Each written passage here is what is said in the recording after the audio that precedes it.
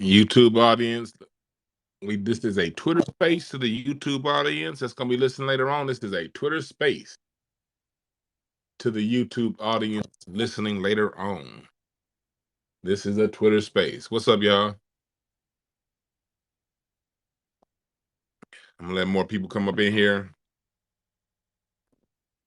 and then we're gonna get it cracking. We're gonna get it going. Send this out. And I did this on Twitter space instead of YouTube because I want you guys' comments. I want you guys' comments and points of views. Did the West Coast destroy hip hop? And is Jay-Z the Black Elvis? What's up, Nicole? Thank you for joining. So everybody else here, Warren and Kevin. Appreciate y'all. This conversation again comes on the heels of special ed. Oh, that's 5150. Special ed saying the West Coast NWA basically killed hip hop.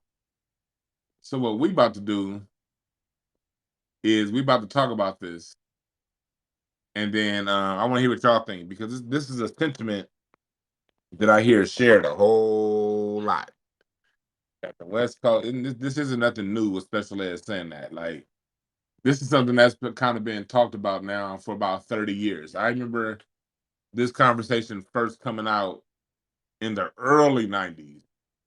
I mean, back in the 100 miles and running days of NWA, I remember this conversation coming out. Did the West Coast kill hip hop? And what did, if so? So we about to talk about that. And we're going to talk about the conditions that went into it. And again, I'm want some of y'all points of view. I'm going to come out the bag like I always do and just flat out say, no, the West Coast did not destroy hip hop. The destruction of hip hop is not to be blamed on any coast, nor any artist, really, at first. We all know the people who really destroyed hip hop is the powers that be. It's the people who control the budgets, the people who control the record labels. I was around. I don't know how old y'all, but I remember I was really into music. I first really, I remember when I was like 9, 10 years old when I really started to get into music. 1990, around that time when I really, really, really started to get into music. And I remember music always just, even when I wasn't into it that much because I was too young, it was still for the most part pretty good. And then I remember when I really got into it, 90, 91, 90. I remember music every summer it been some hot stuff. I remember when Jodeci was new, when they first came out. I remember when Boyz II Men first came out, Motown Philly. Michael Bivins was hot with the East Coast Family. And I remember that. I remember the New Jack Swing, Teddy Riley, Guy when they were new. Keith Sweat when he was hot. And then on the rap side of the game, I remember X Clan when they were hot. I remember when Nas was new, Outkast was new. It was like music was headed in a certain direction.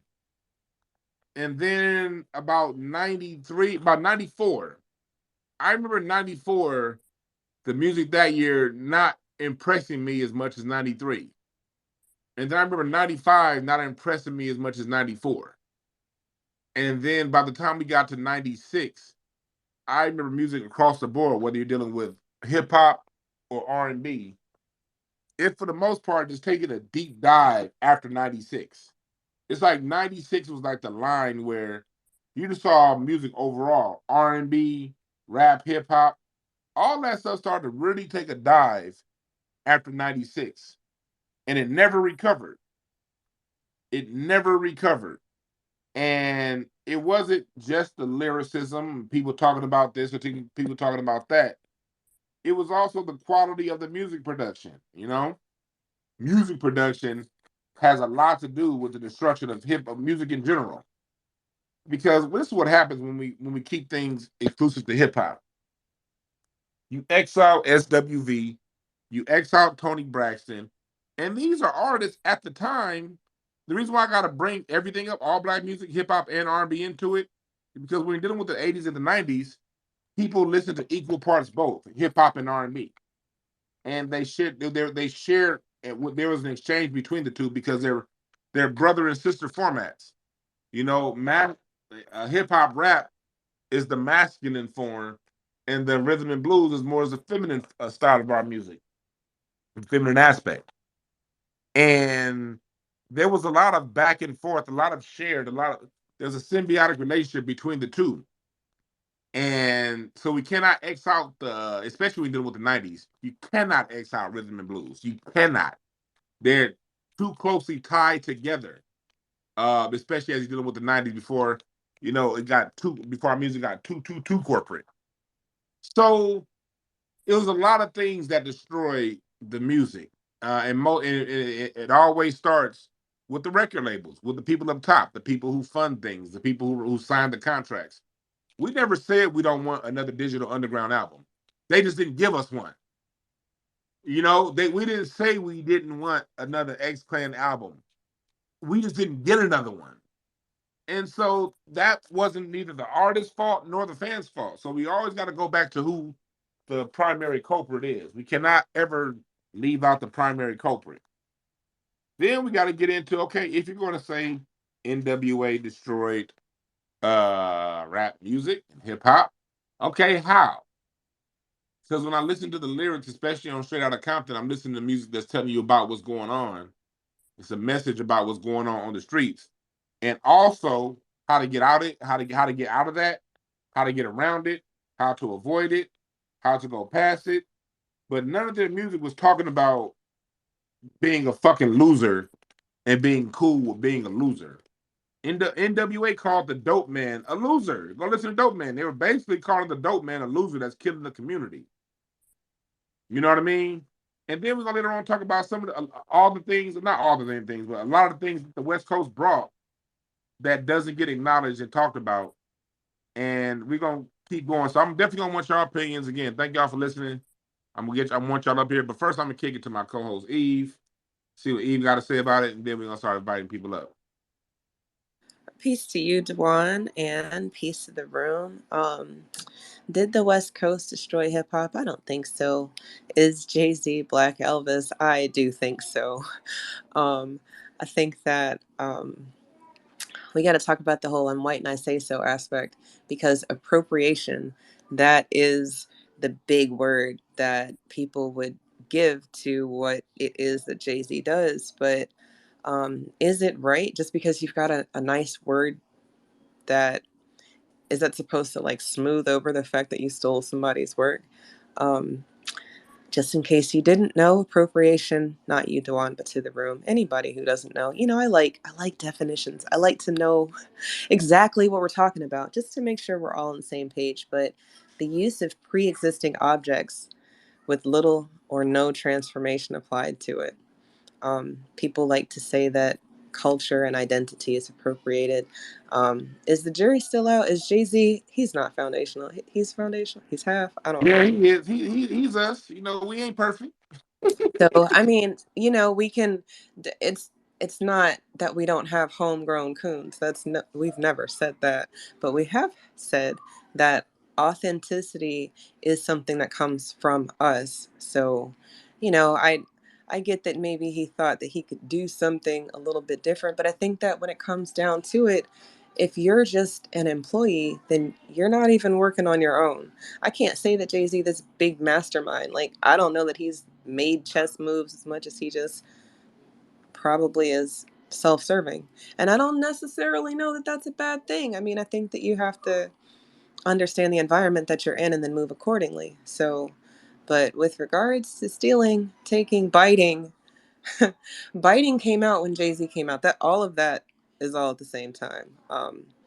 You you were a biter if you were a Jay-Z fan, or at least where I come from, we were not on that side of the tracks. But I'm interested in the conversation to see where people go with this. So thank you for the topic.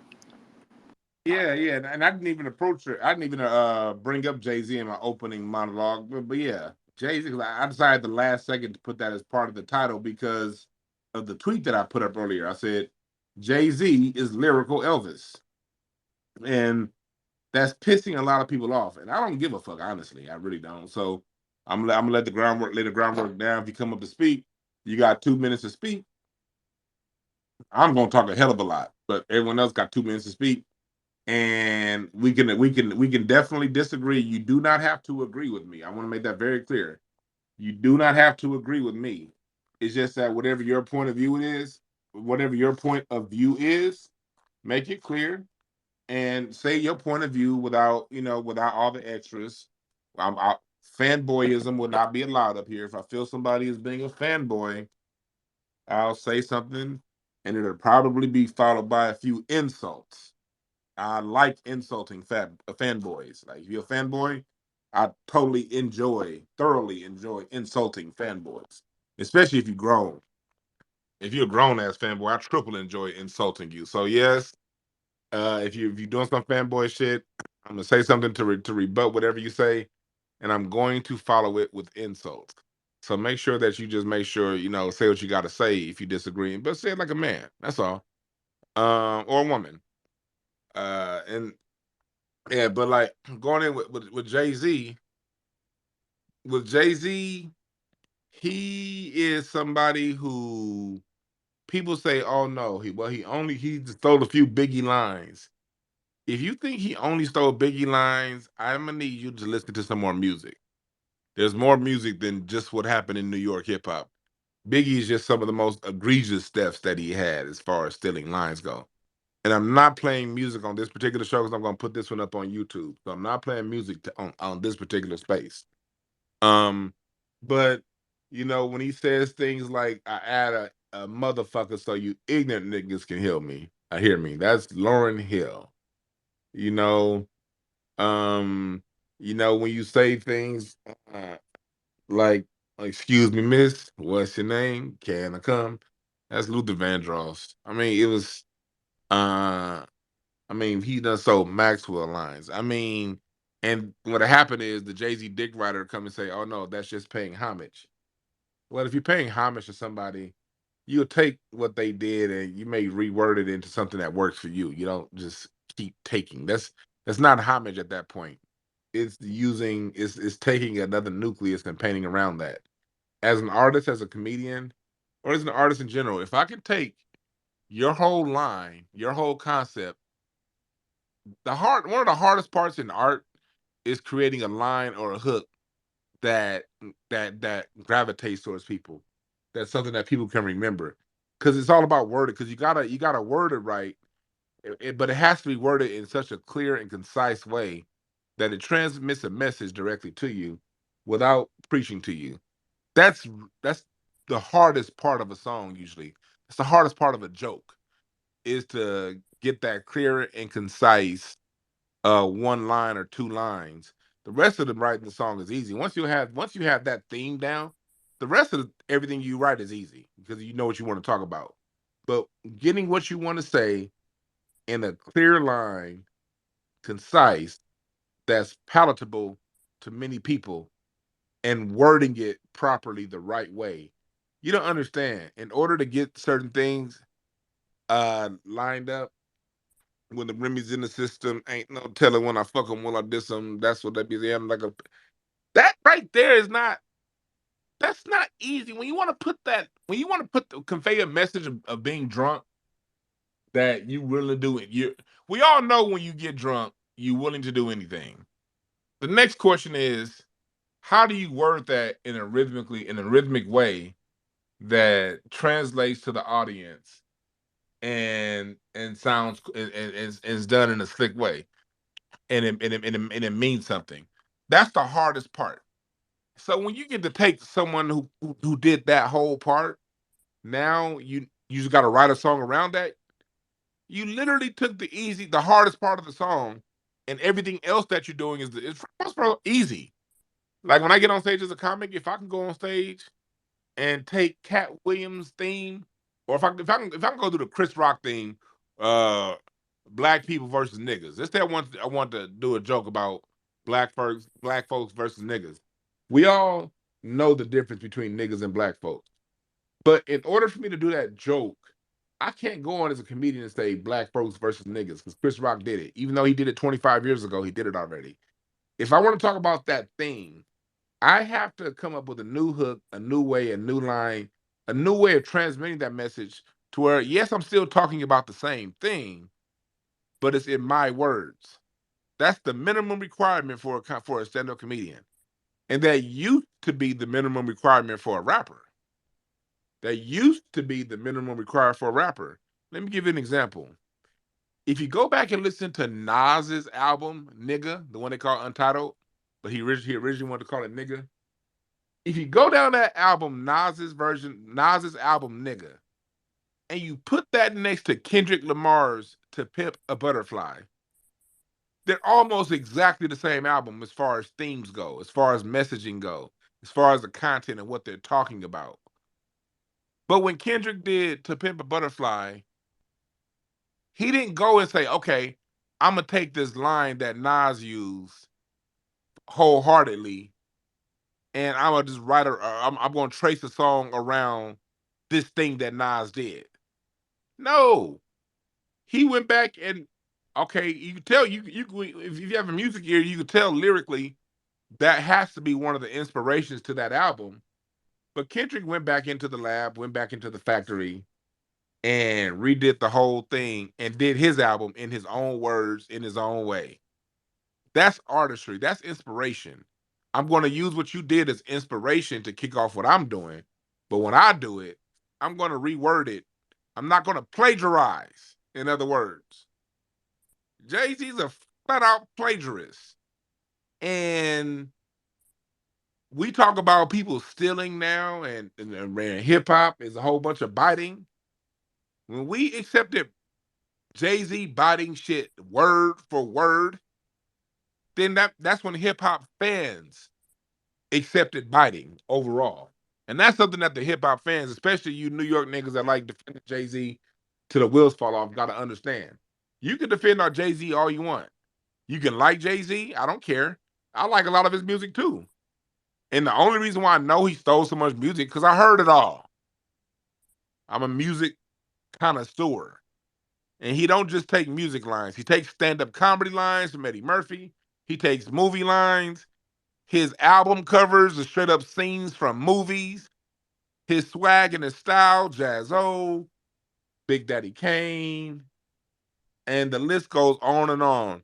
Right now, he thinks he's Basquiat with the hair. I mean, from day one through now, it's always something off somebody else. And the reason why I'm bringing that up is because I care about music more than I care about any particular artist. Let me say that flat out. Music means more to me than any particular artist. My favorite all-time artist to listen to is Michael Jackson. But I was having this conversation with someone earlier. Even when we're talking about Michael Jackson versus Chris Brown. Even when we're talking about Michael Jackson, when it comes to dance moves, Michael Jackson wasn't that original. Michael Jackson had his own original stuff that he ended up putting on top. But if you look at Michael Jackson's dance steps, it's a lot of Sammy Davis Jr., it's a lot of James Brown, it's a lot of Jackie Wilson. And then through that, he developed his own style off taking the basis of what they did. So we all take from others. I'm not saying artists don't take from others, but there comes from a point to where I can see how you took James Brown, but I also see where you developed it into your own. Michael Jackson still wasn't doing James Brown 30 years into his goddamn career. You know what I mean? So I'm not. It's a difference between inspiration and flat out. I'm taking everything you did and I'm gonna trace around it.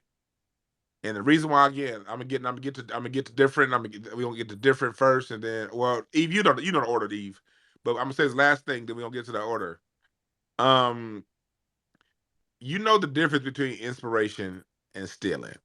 And when you open the door, just because you like somebody, don't be mad when people you don't like come and do the same thing. Why?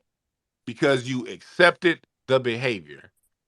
When you accepted the behavior, you opened the door for everyone else that's going to come along behind and do the same thing.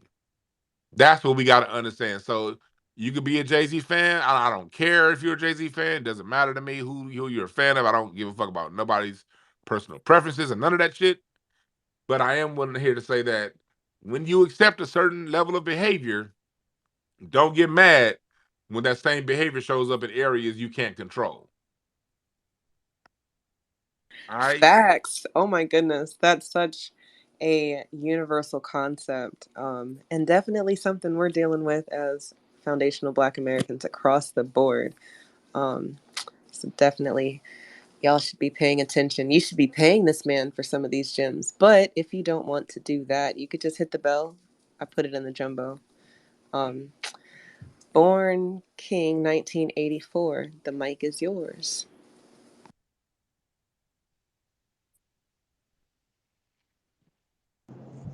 Oh, sorry about that, man. As far as Jay Z, I mean, I done kept up on him my whole career. They have always accused him of biting and kind of taking certain styles or whatever the case that may be. And it is accurate. I do like Jay Z music, but I can't deny accuracy when I do see it. He has been called out on biting plenty of cases, especially Biggie. Whether they might have had certain types of reasons why, as far as him getting published and off the rhymes that he say or whatever. But it is still bite at the end of the day. But like I said, man, I was just gonna wait till you speak on the West Coast topic and just let you go ahead and build on the Jay Z. So I want to. I was doing West Coast earlier, so we can go back and forth. Both topics on the table, Oh, brother. Go ahead. okay, yeah. So yeah, that's mainly it is. But I mean, no disrespect to New York, 'cause I still enjoy New York hip hop, but unfortunately, if you kind of look at the foundations of hip hop, it's always been based off of borrowing and influence of what's so not. Like a lot of people didn't know Notorious B.I.G. got his style from King T. A lot of people don't understand that. When he came out with Acting the Fool and the trifling albums or what's so not, that really inspired King. That really inspired Biggie. Now when you listen to Life After Death, you kind of see that he kind of took a little bit and made it a little bit more aggressive with a little bit of energy of Ice Cube or what's so not. So yeah, I mean, just to land the plane on you, you definitely right about that. I'm not even gonna lie. I can't deny what you're saying. It's pure facts. And to go on what the point you made about Biggie, the formula that made Biggie blow up was to combine his rapping style with West Coast music production style. Like East Coasters are quick to point out the fact that Cube came out with the Bomb Squad to do America's Most Wanted, but they would get real quiet when you bring up the fact that Biggie used the West Coast music production style to back his beats.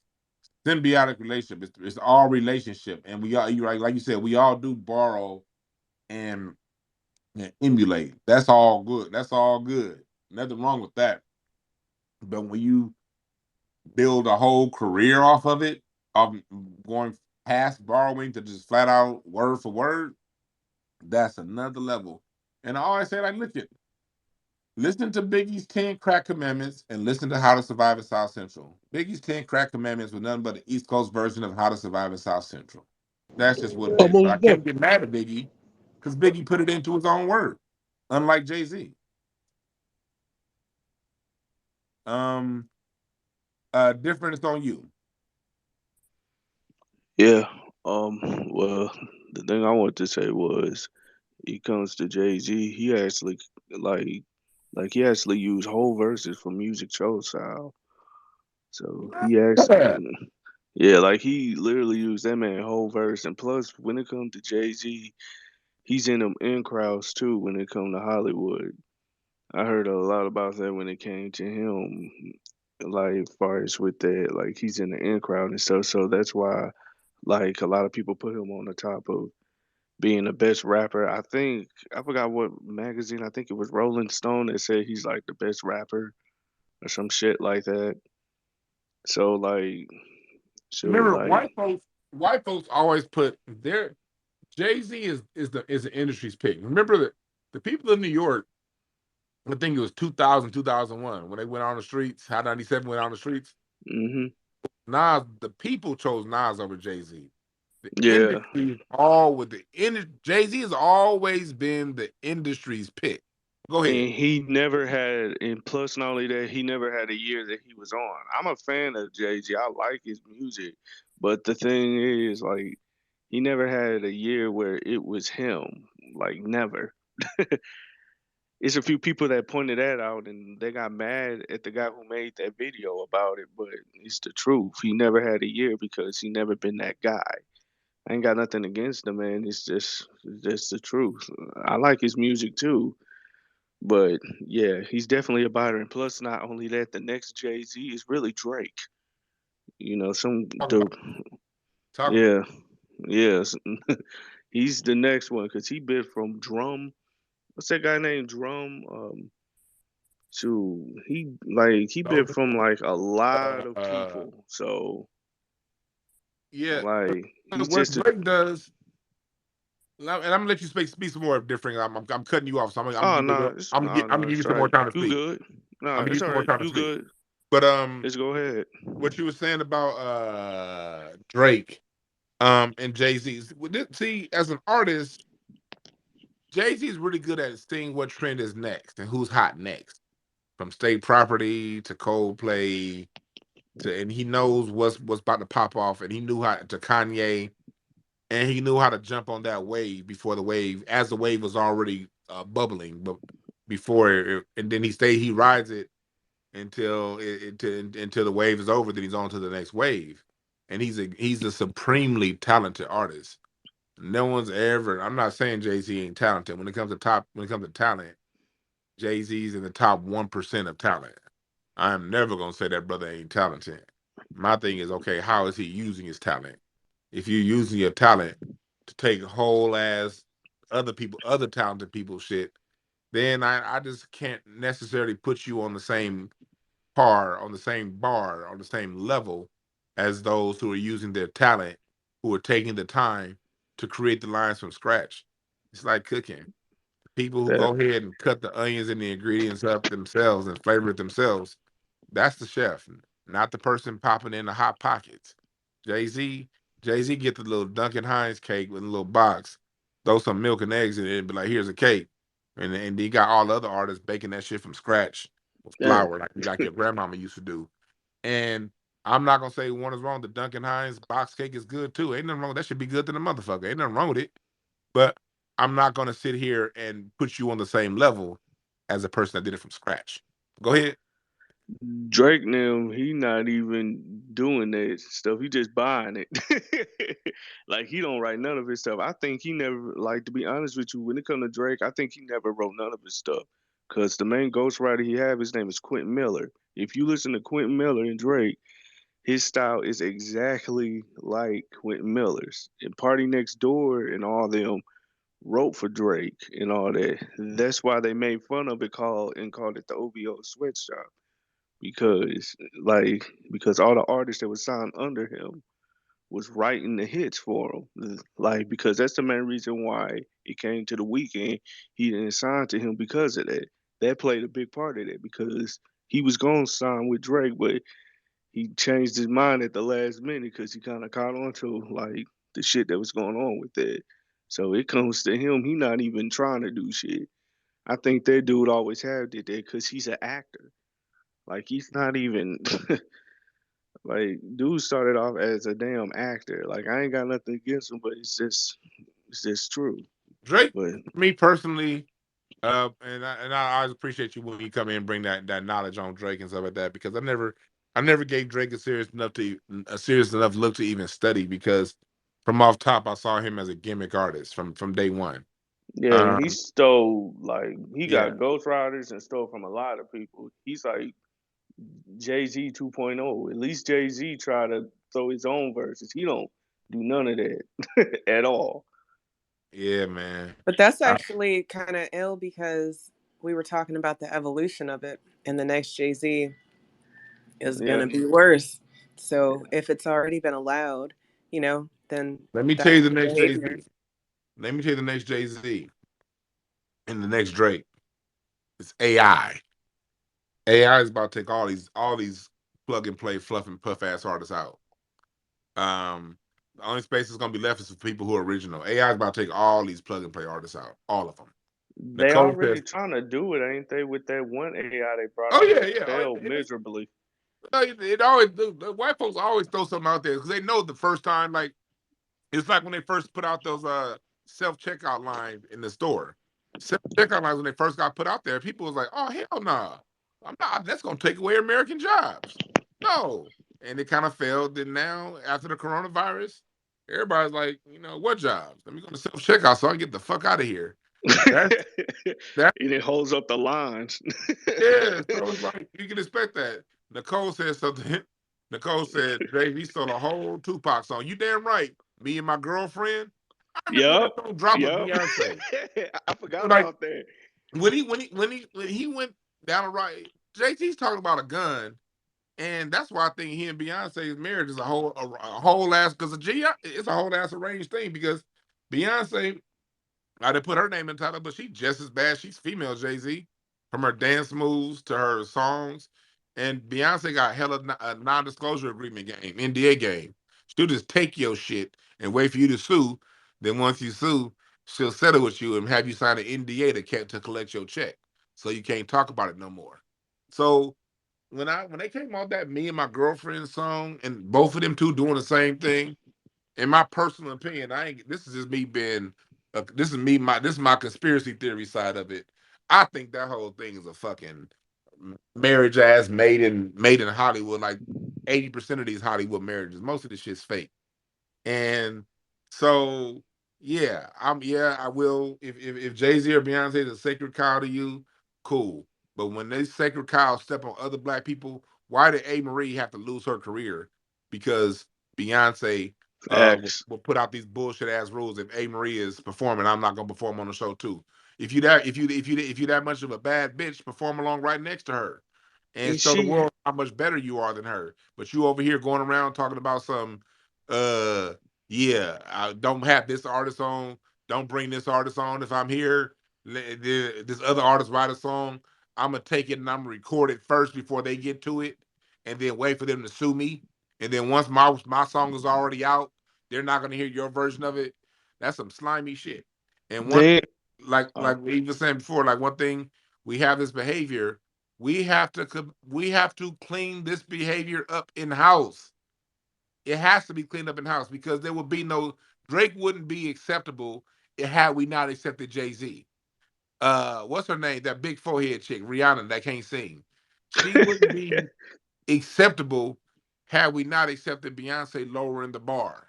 And not only did we accept Jay and Bay, we put them two at the top. You got people comparing Beyonce to Michael man. Jackson. Yep. And so when we And have accept that no shit from our own, competition. yeah, it opens the bar for everyone else. I'm gonna let you finish what you gotta say different, then I'm gonna get on to the next person. And have no competition. She has no competition because I don't care what nobody said. If Aaliyah was alive, she would not be sitting on that throne as they trying to say Let she's me sitting give on the you throne. one more. Let me give you one more. Remember when Beyonce left Destiny Child and she finally blew up? That when Beyonce went to the stratosphere, that happened after Nipplegate. It took Janet Jackson. When Janet Jackson was still on top, Beyonce was still the singer from Destiny's Child. She was Oh hot, but yeah. Janet I, Jackson was hotter. It took that white boy to put her titty out in the Super Bowl, and the whole media, Les Moonves said in those emails that he was purposely out to destroy Janet. So they destroyed Janet and Aaliyah died. All those things happened at once, while at the same time suppressing the neo soul sound of Erykah Badu, Jill Scott, and those. They just acted like those singers didn't exist at that time, And uh, yeah, but go ahead. but yeah, but like far as with her, she has no competition. It's the same thing with Bruno Mars saying that he's the only power singer. I'm like, that's not true. I'm like, that's not true. It's a lot of power singers out here that just not getting put on. You can go to your local church and find people who can sing just like that. They're not getting put on. They putting on a lot of black people who's not from here. They're not from the same stock. I don't know how to put it in words, but they're not from the same stock as we from. So it's that type of thing. But That's what it yeah, is, man. But yeah, Well, thanks for that, brother. I'll just Hmm. speak in a little later. I'm gonna move on to the next. Yep. Yep. For sure. Um, for everyone here, rules. I just had a back and forth for different. I saw that was you on PlayStation. When I get back on, I got you. I saw that message like a day later. Um, but yeah, we here. Keep your comments to 2 minutes or less. Uh, and respect Eve. I know if Eve jumps in and then be like, okay, that's it. Look at that shit like a boxing match. When the bell ring, all right, stop throwing punches. So um appreciate y'all. And I don't know who's next, Eve, but whoever's next. It's on Grace Jones's box cut. Peace to you, sis. The mic is yours. Peace to you too, sis, and everyone. Just FYI, I am FBA on both sides of my family. I just happen to like Grace Jones. And I am also a woman of a certain age. So a lot of this stuff that we're talking about, I kind of remember in real time. Is Jay-Z the Black Elvis? Well, see, now that's difficult for me because I don't understand how Elvis even fits into the dynamic of Black music to begin with, outside of him being a tether. So I would have to say, I'd have to say no to that. Let me clear it up for you and then see if I can get your answer. Let me clear it up why I use Elvis. Because I'm coming from the point of view of people who steal from us. Whether you be white, black, Jew, Mexican, if a black artist came up with some genius shit and they didn't get paid for their work because someone bigger came along and used that same thing and made it into theirs, now all of a sudden they're the greatest thing ever. That's the compare that's right there is the comparison. For me, it's not about who stole it, it's about who got stolen from. And we've been the perpetual victims of theft with our music. So sometimes that theft comes from within our own community. And that's what I mean by comparing him to Elvis. But go ahead. Okay, that makes sense. Well, then I would still have to say no because I see Jay-Z as pretty much an op. Because I noticed that there were a lot of those artists that were back in that time that were out on the streets, slanging drugs, murdering people, doing all types of criminal activity. And somehow or another, they got picked up and given record deals. And then that's where the process of degenerating hip hop, in my view, began. The vulgarity began entering the music, whereas earlier you had artists who would do a lot of bragging about themselves, like Big Daddy Kane. He did a lot of bragging about his lyrical style, and you can actually hear the poesy in his flow. Um, and I think with NWA, they may have started out good, but then it just began, like I said, the vulgarity began degenerating it. Then in comes Snoop Dogg, and I know Snoop Dogg was another artist who mysteriously had a murder case on him that went away. And the next thing you know, he's been around for 30 years or more. So these artists that started out, kind of questionable, you notice how they're still around, and it seems like nothing's taken them down. And then what I also didn't like is where, when I began realizing, okay, we're not just talking about the underbelly of Black female culture, we're taking that now and we're projecting that image onto Black women at large. And so it just got to the point where, for my sisters and I, we just couldn't handle listening to the music anymore. We would just go and pull up the instrumentals. The instrumentals were absolutely amazing. I mean, you have some of the most beautiful music behind those Sis, lyrics. I don't mean to cut you off, but that's an excellent point, and I think we kind of touched on it a little bit last night, Dwan. But they know how to get us with the beat, and I think we've had another conversation in the past about how when children are listening to the music, they picking up on the beat first. They're not necessarily listening to the lyrics, and then later, you find out that they know all the words to some Eve, shit. the beat, the beat is everything. That's the whole point of like my whole project as far as the Black American roots of hip hop, how hip hop is 100% ours, is because you can talk about the rapper, you can talk about the DJ, you can talk about the dance, you can talk about all these other elements, the graffiti, all the other shit, the style of dress. It all comes back to the beat. The beat is what draws us to music. And the other element of Jay Z's music, and I'm gonna get back to you, Grace Jones. I don't. I'm gonna let you finish what you got to say. Um, but the other part, and I didn't bring this in because Jay Z's not responsible necessarily for the beat, but that's the producer. But even in his production, the producers that he hired, they took guaranteed go to samples. Songs that have already worked. So with Jay Z, you have the fusion of a beat, a lyric, a string arrangement, a horn arrangement, something that's already worked, combined with a lyric that's already worked, cuttered by his extreme talent that can then paint a story. And then here's another thing Jay Z does. Jay Z does that thing. Um, he does that thing that he lives by biblical principle. And it's two things. One is called faith. Call those things that be not as though they were. Or in my major communication studies, where you're talking about language and debate, using the power of fiat. It doesn't Fiat meaning is not real, doesn't exist, but you're creating it with your words. Jay Z, where I do say it's a good point to look at him, is he knows how to create an image and create a perception and make you believe it. When he started calling himself Hove, and he started the way he talks and the way he lives, Jay Z knows that he's putting a picture and an image out there for you to live through, and he's using the power of fiat. He's using what the Bible calls faith, calling things that be not as though they were, and he puts it out there that he's a goat, and he's been doing it so consistently so long. Now everyone else believes it, but only because he put it out there first. So it's that combination. I'm not mad at him for that. I'm look, I am not hating on Jay Z at all for doing that. You know what I mean? It works, but it only works if you work it, and he worked it better than anybody else as far as putting out an image for you to believe and buy. But you can go ahead and finish what you gotta say, Grace Jones. Yeah, thank you. Those were great points. Just going back to the beats and how awesome the beats are.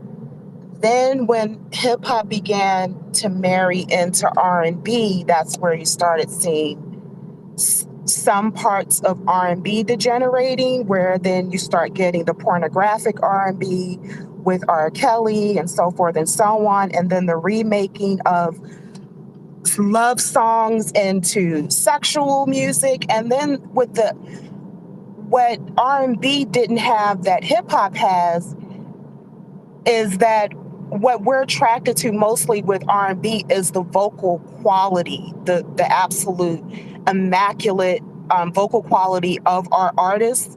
And it kind of perverted it, whereas you have artists who have great voices like R. Kelly, they're now singing in ways that you actually don't want to hear them singing in. It just took the romance out of it. And so I just kind of think that that's one of the unfortunate sides of what happened. And yeah, I'll just land it there because I'm starting to ramble. But thank you. Thank you. I'm gonna expound on what you said. As far as the quality of R&B, when hip hop merged with R&B, what it did was it brought the 2 bar loop into R&B. Before hip hop, R&B always required you to have an intro, an A section, a bridge, and a B section. And then at the end, an optional vamp at the end. And those are the components in the music. Maybe a coda to take it back at some point. What When you bring in the hip hop style of production, you take those elements out. No more intros, just a 2 bar loop. So now the music doesn't follow the lyrics. Traditional R&B, the music mimics the lyrics. I know. When I talked to my father-in-law about recording with Jane, I asked him who was one of the who were his artists that he recorded with that were the easiest to record with, and he said Marvin Gaye. He said when he would produce, he worked a lot. He worked on that Trouble Man soundtrack with Marvin Gaye, and then they ended up doing another album together with Motown that Motown never released. But he said when you work with Marvin Gaye, what Marvin would do is he would come to the arrangers and say, "Hey, look, this song here that I'm writing, the girl left me and I can't get her back. So write some music that sounds like the girl left me and I can't get her back." So that then told him, okay, this is how I'm gonna arrange the strings. I'm gonna arrange these in a minor scale versus a major scale because the song is all about losing a girl that you like. And then at some point I might throw in a bridge that's in the major scale that brings in hope. And then back when we get to part two, I'm gonna take it back down to this minor scale, these string arrangements, these horn arrangements, the background singing arrangements. All of that stuff went into the music when R&B was done purely by us for us before them white folks got their grubby ass hands on our music. It went from the music imitating the emotion of the whatever the lyrics are saying to just a straight 2 bar loop. Doo, doo, doo, doo. Just that for the rest of the song. And when you get that, that took the power from R&B. Now R&B is just a bunch of lyrics. It's not the emotional connection we had in the 70s and the 80s before because it doesn't have the ingredients required for that emotionality to be in the music. So that happened with R&B. And another thing that happened, not only did the musicality get taken away, what else that got taken away was the when we had that hip hop production style, R&B started to become more hard. Now men aren't singing "I love you" like, and that started more with Jodeci, and I love Jodeci. I'm not blaming Jodeci because Jodeci made a lot of music that had a lot of love in it, but Jodeci brought in a new archetype that then you get Jagged Edge talking about some meet me at the altar in your white dress. We not getting no younger, so we might as well do it. When that song hit in 2000, that shit took all the tenderness out of what used to be R&B. When you say "meet me at the altar in your white dress," but those were Jagged Edge. They were Jodeci knockoffs. You know, after Jodeci, every nigga that sang wanted to be hard. Everybody, Jaheim, everybody wanted to be the thug singer. That was some '90s shit. Look, go in my line. Hit me with emoji in the chat room if you remember what I'm talking about. When we talk about late '90s into the 2000s R&B, all the singers wanted to be hard, and it was no more "Baby Hold On to Me." Then Gerald Levert died. See, Gerald Levert said, "Baby Hold On to Me." See, I'm a special guy. You know what I mean? Love is as a man. This is something for you fellas out here. Take this from a married man. Love is being vulnerable. If as a man you want a woman to love you in a certain way, you got to show it first. That's part of our role. You know, we the leaders, right? Leadership. A leader shows and exemplifies. It is a walking example of what he wants in return. So as a man, you want true, genuine love from a woman. You have to be willing to put your heart on the line first, and that's something that's missing out of the lexicon of today. Every nigga want a woman to. You got all these niggas that listen to these manosphere shows talking about what women ain't doing and women this and women that and what the woman is doing. Well, nigga, you the lead, motherfucker. If you want it, you got to show it first. And so what if your heart been broken before? Nigga, put your heart back on the line and do it again. That's what Smokey Robinson taught us. That's what Marvin Gaye taught us. That's what Gerald Levert taught us. That's what Teddy Pendergrass taught us, Al Green. There used to be a tenderness that the men had when it came to the ladies. And as a man, if you're willing to open up your heart to a woman and you do it to the right one, she gonna show you love on a level you never could conceive. But it requires you as a man to lead first, and that used to be integrated and intertwined within our music. But when we started to put the hip hop ahead of it, it went from being the lead of the emotional lead, the person that's the man that's willing to put his heart on the line to get to get his emotional needs met by a woman to fuck that bitch. And look at where we are 30 years later. There's no tenderness in the music, and all you hear now when you turn on YouTube is marriage dead. Is traditional marriage don't work. The modern woman versus the modern man. All this modern shit. And all a bunch of horse crap. All these niggas talking about modern this, modern that. All them niggas is lonely, going home crying with because they can't find a woman that understand them. That shit don't work. It don't work. You modern niggas, put your modern heart on the line. Open up your modern heart and see if you can find a modern woman to open up her heart too. But she ain't opening up shit unless you willing to put your heart on the line first, fellas. And our music used to tell us that. It don't anymore. Everything's about being hard. And now you got all these niggas that so-called relationship expert talking to women like they fucking cattle. What kind of shit is that? So I know this is a little bit off the topic, but it's all music, so we getting back to it. I just had to go on my monologue because she said something I really wanted to touch on right there. Eve, you know who's next. Go ahead. Yeah. It's actually gonna go to Coon Killer 316. If you got something to say first, Eve, go ahead and say it. You know you'd already jump in and say something first. No, thank you. Definitely. Shout out to Grace Jones's box cut. I always loved her avatar because Did you tell me to go? Hello? You can't hear me. Can you hear me? I can, but All right. Can you hear me? I hear you now. I'm sorry about that. You're good. No, I was saying the mic is yours. Shout out to the last speaker. I love the connection she was making with the beats because the children, they pick up on that stuff before they're listening to the lyrics. And if you're not a discerning parent, then you're definitely going to be leading them to some bullshit, I threw in the Jumbotron a couple different tweets that I found.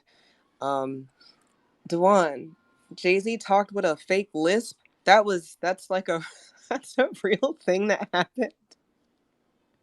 Like, answer that for me, and then Coon Killer could go. Because I was just like, that's not real. But then I looked in the comments of that tweet, and there's a whole video. Like, what?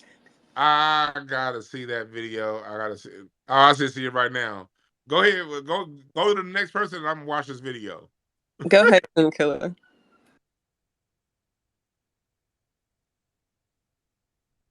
All right, sorry about that for the delay. I wanted to address the question: did West Coast destroy hip hop? Absolutely not. And for a person who's a little bit, when I listen to music and I listen to Straight Outta Compton, and then I hear Criminal Minded by KRS-One, I listen to EPMD. I'm hearing the same shit, to be honest with you. Yeah, the West Coast shit to me was just a new sound, and I think that made a lot of niggas salty because the shit was selling. And I really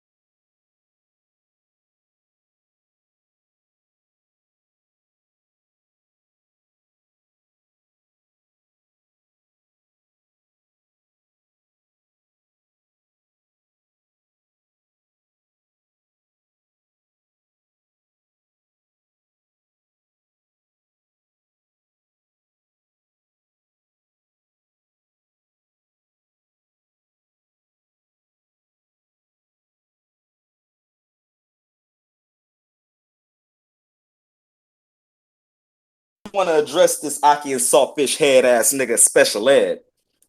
Y'all we really need to do something about these Caribbean motherfuckers, man. Cause his comments, he tried to say that he didn't mean it like that and all that type of shit, but that's some bullshit. He meant it the way we all heard it. Okay.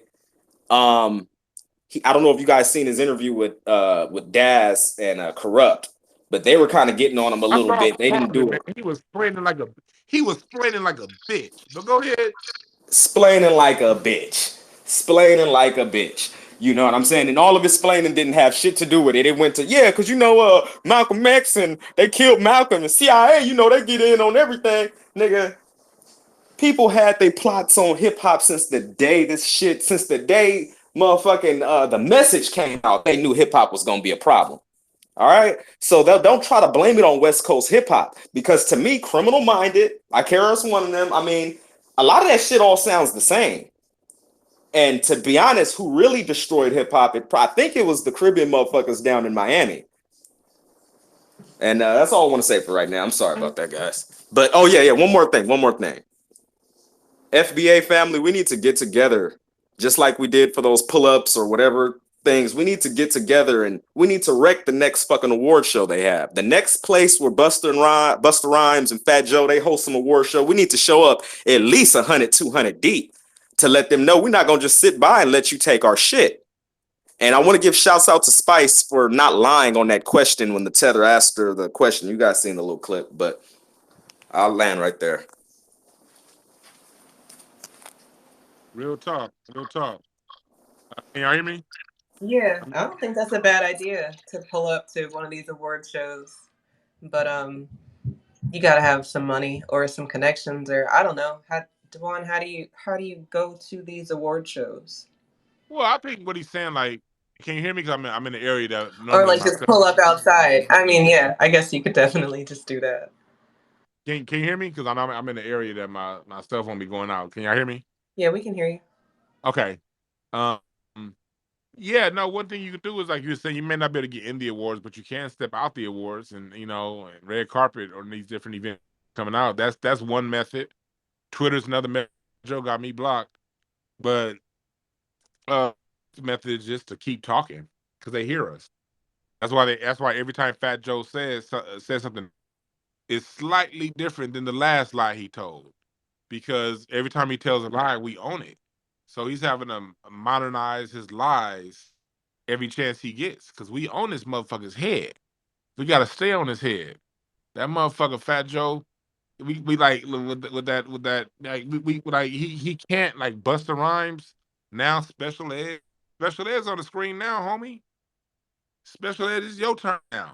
You put yourself out there by when you a foreigner and you want to blame it on the West Coast. Nigga, do y'all know? And I'm gonna get to you, Major. My man Major's next. I'm gonna get to you, Major. Then what's up, boo? I'm gonna get to y'all. I see Twizzle down there, Sage, B Zilla, Star, y'all. But we about to get to it. But when it comes to the West Coast, these Coast niggas love shitting on the West, but they stay using West Coast production style. You know what I mean? They do like I was like you talking earlier about EPMD and KRS-One. Like I said before, the 10 Crack Commandments wasn't nothing but a less enlightened version of how to survive in South Central. You know what I mean? The West Coast brought a consciousness. The West Coast brought do it for yourself because it took a white boy to start the first record label over on the East Coast. Def Jam was started by Rick Rubin, a white boy. All that rapping, all that, this is the birth of hip hop shit. Did none of you niggas step out on your own and create some shit? I mean, the West Coast is where Master came to learn the game up in Oakland before he took it back down to New Orleans. Too Short, Mac Dre, MC Hammer, and Millionaire selling out their trunk. NWA sold a million copies out the trunk. You know, they didn't sell them in that. It started out the trunk and then went from there. The West Coast brought a mindset of entrepreneurship, black entrepreneurship and ownership.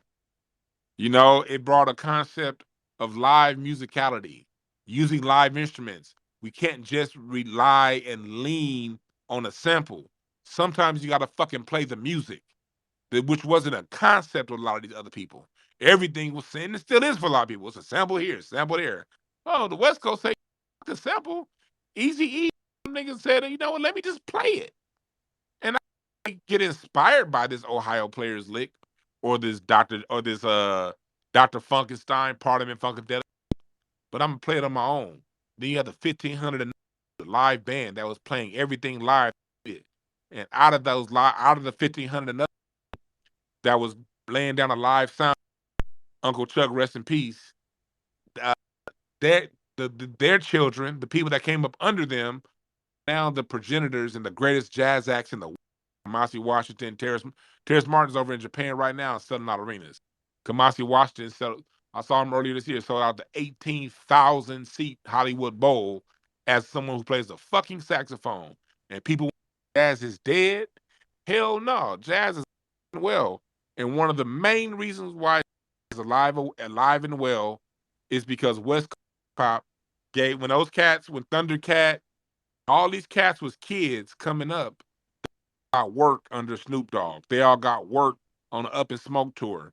The West Coast came in and brought them and made some musicians, you know, advancing music and pushing music forward because they got a check from West Coast hip hop. And West Coast hip hop also older acts relevant. Steve Arrington talks about how when he got back into music, it's the cats on the West Coast from Slave, Steve Arrington from Slave. Where he talking about Roger Troutman before he died. When he talking about Bootsy Collins, George, go down the line. It was the West Coast bringing the Mary Jane Girls, bringing all these legends that got fucked over by the industry in the 1970s and got basically X'd out. Go back to work. All those great funk and acts of the 70s, a lot of them had to go back to work jobs in the 80s and 90s because the industry stopped fucking with them. It was the West Coast that said, "Come in here, we about to give you 60 grand to these vocals. We about to give you 100,000 to do this. Come on tour with us." Charlie on fucking crack on Hollywood Boulevard. And then when he cleaned himself up, it was Snoop that gave him work. Who would know? Charlie Wilson could have easily relapsed had he not had the work that the West Coast had for him. We gotta talk about this shit in totality. I know I kind of been talking. Major, I gotta hear what you gotta say, my brother. Major, he the person that's working on my documentary. He's seen it. All of your transition, a lot of my graphics for my documentary is done by this man right here who's about to speak, Major X. And before Major speaks, I'm having a live stream view release for my for the pilot for the documentary short. The first week, we're going to do a live stream Q&A pay-per-view. That way y'all can come in. It's a fundraiser. And yes, the shorter version will be for free on YouTube. So if you want to pay, that's fine. But the extended version, that's Q&A, is going to be a fundraiser because I'm going to put together a season for It's Bigger Than Hip Hop. It's not just going to be one documentary. It's actually going to be multiple seasons. So I will have a fundraiser through the Q&A event. That's going to more details to come, but sometime in the first week of November. But go ahead, Major. Damn, boy, that boy Dwan know how to. That boy long-winded than a motherfucker. That's my dog, though. Hey, what up, Eve? No, so just to answer the question, West Coast did not destroy hip hop. I mean, the same entity that destroyed jazz and destroyed rock and destroyed blues and destroyed whatever we built, they find a way to put their hands around it and mess it up, and that's the music industry and that's the record labels and all that. So, and you know, the easiest way to tell that is because how they sell, you know, clothes and perfumes and whatever else they want to sell. They always sell sex. They always sell violence, like with the movies and shit. That's what they do. So they bring that, and then we start, you know, we got to do what we can for a bag because we lack. You know what I mean? So that's the main reason that the record labels and all that killed that. And with Jay-Z, for sure, you know, probably won't call him Black Elvis or whatnot. I mean, he's in my top 5. He's one of my favorite rappers and all that. But you know, if you already go back to the beginning of his career, he stole his whole style from Jaz-O. If you know about that situation, like Jay-Z used to rap with the triple and double up the da da da da da da da. He used to rap like that, and that was Jaz-O style. And then you know he tried to slow it down a little bit when he seen Biggie and Nas kind of doing their thing. He kind of slowed it down and got into that pocket and started talking the street shit. But he was really talking about partying and doing like the shit. He was low key, kind of like a Will Smith rapper almost. He was still talking that shit, but he wasn't all the way with the shit. But look up Jaz-O and you'll see a direct comparison of like even the way he dressed and everything, the high top fade, everything Jaz-O had, he stole that. The I name, do Jay-Z, Jaz-O, Jay-Z, Jay-Z. exactly. Man, come on. And then to the last little point, I do kind of like when he does recycle bars because I do feel like we, the young kids don't even know who rappers are unless they, Jay-Z say something about them. So I kind of get that point a little bit, but no, Jay-Z been biting his whole career, but he does have a high skill level when it comes to this hip hop and the MCing and shit. So I'm not gonna doubt him on that, but yeah, he does bite a lot, and he kind of goes with the fads a lot too, because he was with the shiny suit shit too. You get what I'm saying? So like, it's a lot going on with Jay, but that dude is a lot. But West Coast, West Coast is the shit though. You know what I mean? We putting shit on, like we allow these people to talk freely. Like if it wasn't for West Coast rap, people would still be censored and all that. You get what I'm saying? But it just kind of went the wrong way. But that's all I had to say. That's real talk. And again, I want people to know that I'm not over here trying to say that trying to be an apologist for West Coast music. I know West Coast did some fucked up shit, especially as you get into the mid '90s. As you get into Death Row and as Death Row evolved, that's where the studio gangster became bigger and bigger and bigger. There's a lot of studio gangster shit that went on as the '90s evolved. I'm not here to say that to absolve even though I'm from the West. I'm not here to absolve the West Coast of its responsibility in certain things that it did. But like Major just said, you always got to go back to them white folks that sign the checks. They're the ones that agree as to what gets put out and what doesn't get put out. It always falls back to them. As much shit as I got to talk about New York, and y'all know I love talking shit about New York because why not? It's fun. Them niggas is so used to not being challenged. So I love challenging them niggas, and they can never get me. So I do it for fun. But at the end of the day, it's always the white supremacists. They the ones behind all this shit. Um, Go ahead, Booby. Yo, peace to the room, man. Peace to your brother Dwan B, sister Just E. Peace to everybody in the space. Yeah, just to answer the question real quick, did West Coast destroy hip hop? No, I don't believe they destroyed hip hop. I do believe they changed the trajectory of it, and I appreciate how they changed that because some people call it reality rap, but I feel like at that point of time, especially when they came out, I feel like our people needed that. Just the whole, standing up against the bullshit and just calling them out and just they whole unapologetic, um, energy that they brought to the game and just to the culture with that. I appreciate it. You know what I mean? So I don't, like I said, I don't believe that they destroyed it, but I do believe they changed the trajectory of it. A lot of our people start doing the reality rap and just, standing on what they believe in and not being wavered from it. So yeah. And one thing about the South and the West Coast, what you said earlier, Brother Dwan, be the entrepreneurship. Because that's one thing that the South and the West Coast had in common with that, because that was the main thing out here as well. Artists selling out the trunk and doing everything independently, because in the South there's no big major companies out here, none of that shit. So that's one thing we got in common. But yeah, now the West Coast didn't do that. They just really brought authenticity. I feel like, and I'm not saying that New York didn't, but just on a just a different aspect to the game. That's what they brought, and I feel like that's what we needed. And now is Jay Z a black Elvis? I wouldn't say he a black Elvis. I get the because it's always been you know, I ain't gonna say dirt on his name, but on his name about him being a biter and shit like that. But to a certain degree, I respect it. It's almost, showing, paying homage to certain MCs you grew up and listened to, niggas who inspired you and shit like that. So I honestly don't have a problem with it, um, especially when the music game, because a lot of artists sample shit. And I kind of put that almost in the same category. When niggas say a couple bars from somebody else. So yeah, I really wouldn't call him the Black Elvis, but I understand where people coming from when they, put him in that category as a biter and shit, though. But yeah, nah, appreciate the space, though, brother Dwan B. Yes, sir. Yes, sir. I appreciate you coming up and speak.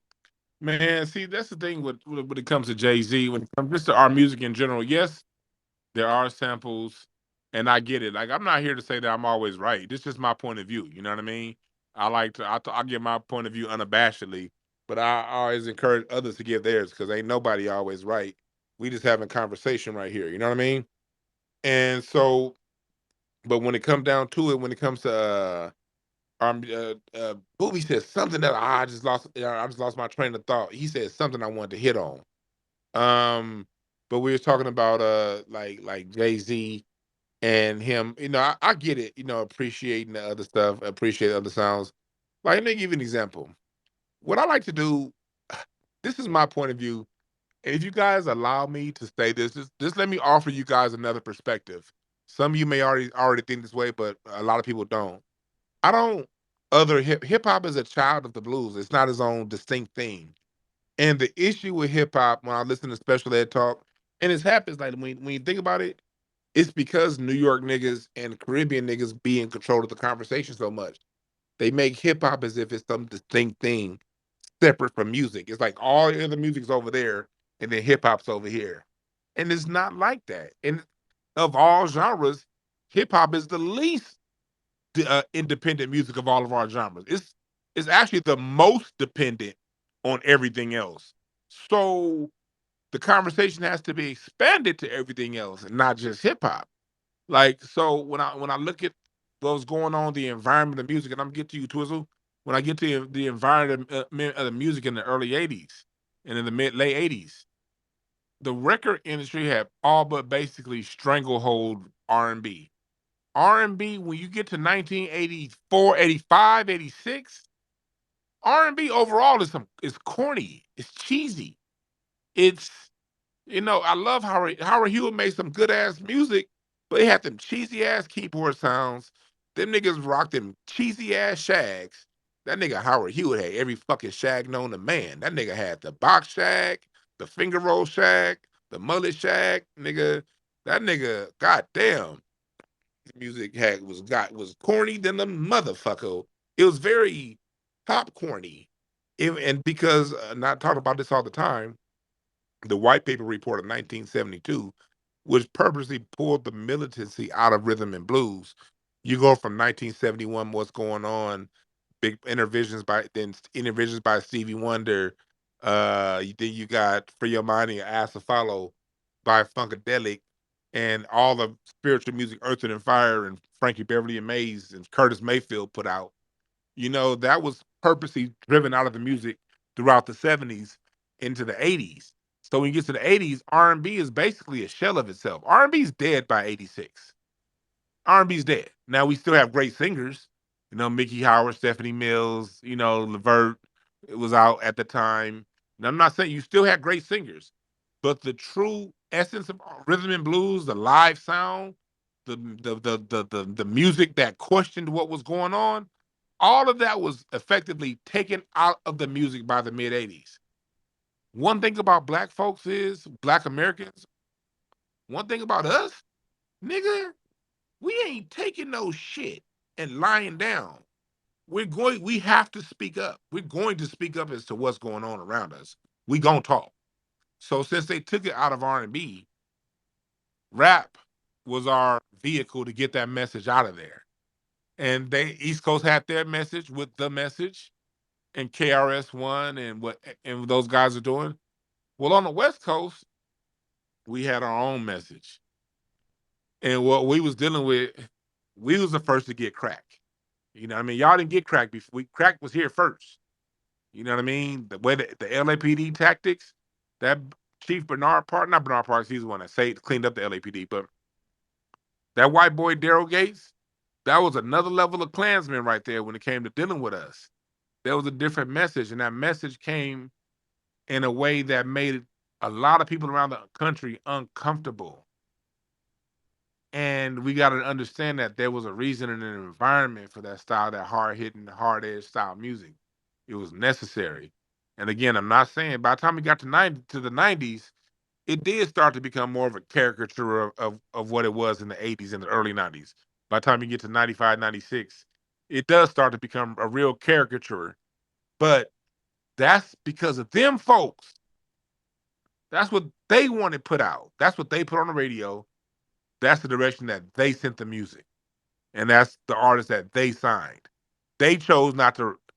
If they wanted positive, the people who was on the radio and controlled the labels wanted more positive music, then God damn it, they would have signed X Clan and gave them a lot of fucking money to keep putting out positive, conscious music. They would have put more money behind the artists that were doing it. The industry pulled back from the artists that was speaking the message and chose to invest in artists that was talking about debauchery. So again, we always got to go back to who the fuck did it, and let's say focus on that.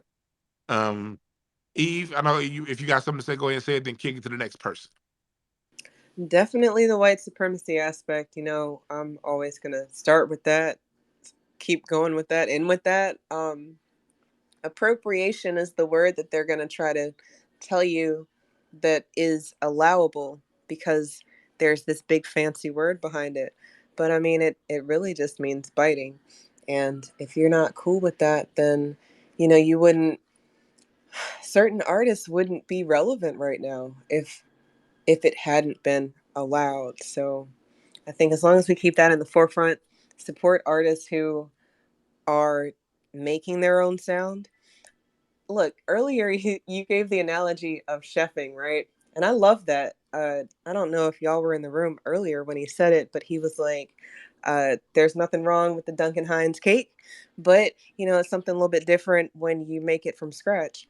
And then different took it a little further and said, Drake just buys the cake from Costco, which I mean, like, it's kind of great, like the evolution of what is allowable, because sometimes for the potluck, maybe you don't go out of your way, you just bring something because you got to bring something. But I don't know, I think there's something to be said about an artist who takes the time to make a sound that people can rock with, because sometimes they're not going to rock. A lot of things might make people uncomfortable. I think that's part of our music too. We can make some fucked up shit. And I'm not talking about degenerate stuff. I'm talking about a really awful story, and it be something that people vibe to because we resonate with the story. So shout out to us. I think the next speaker is Twiz. Peace to you. The mic is yours. Hey, what's up, everybody? DB, Just Steve, you know what I'm saying? The family up in here. My nephew Booby and everybody.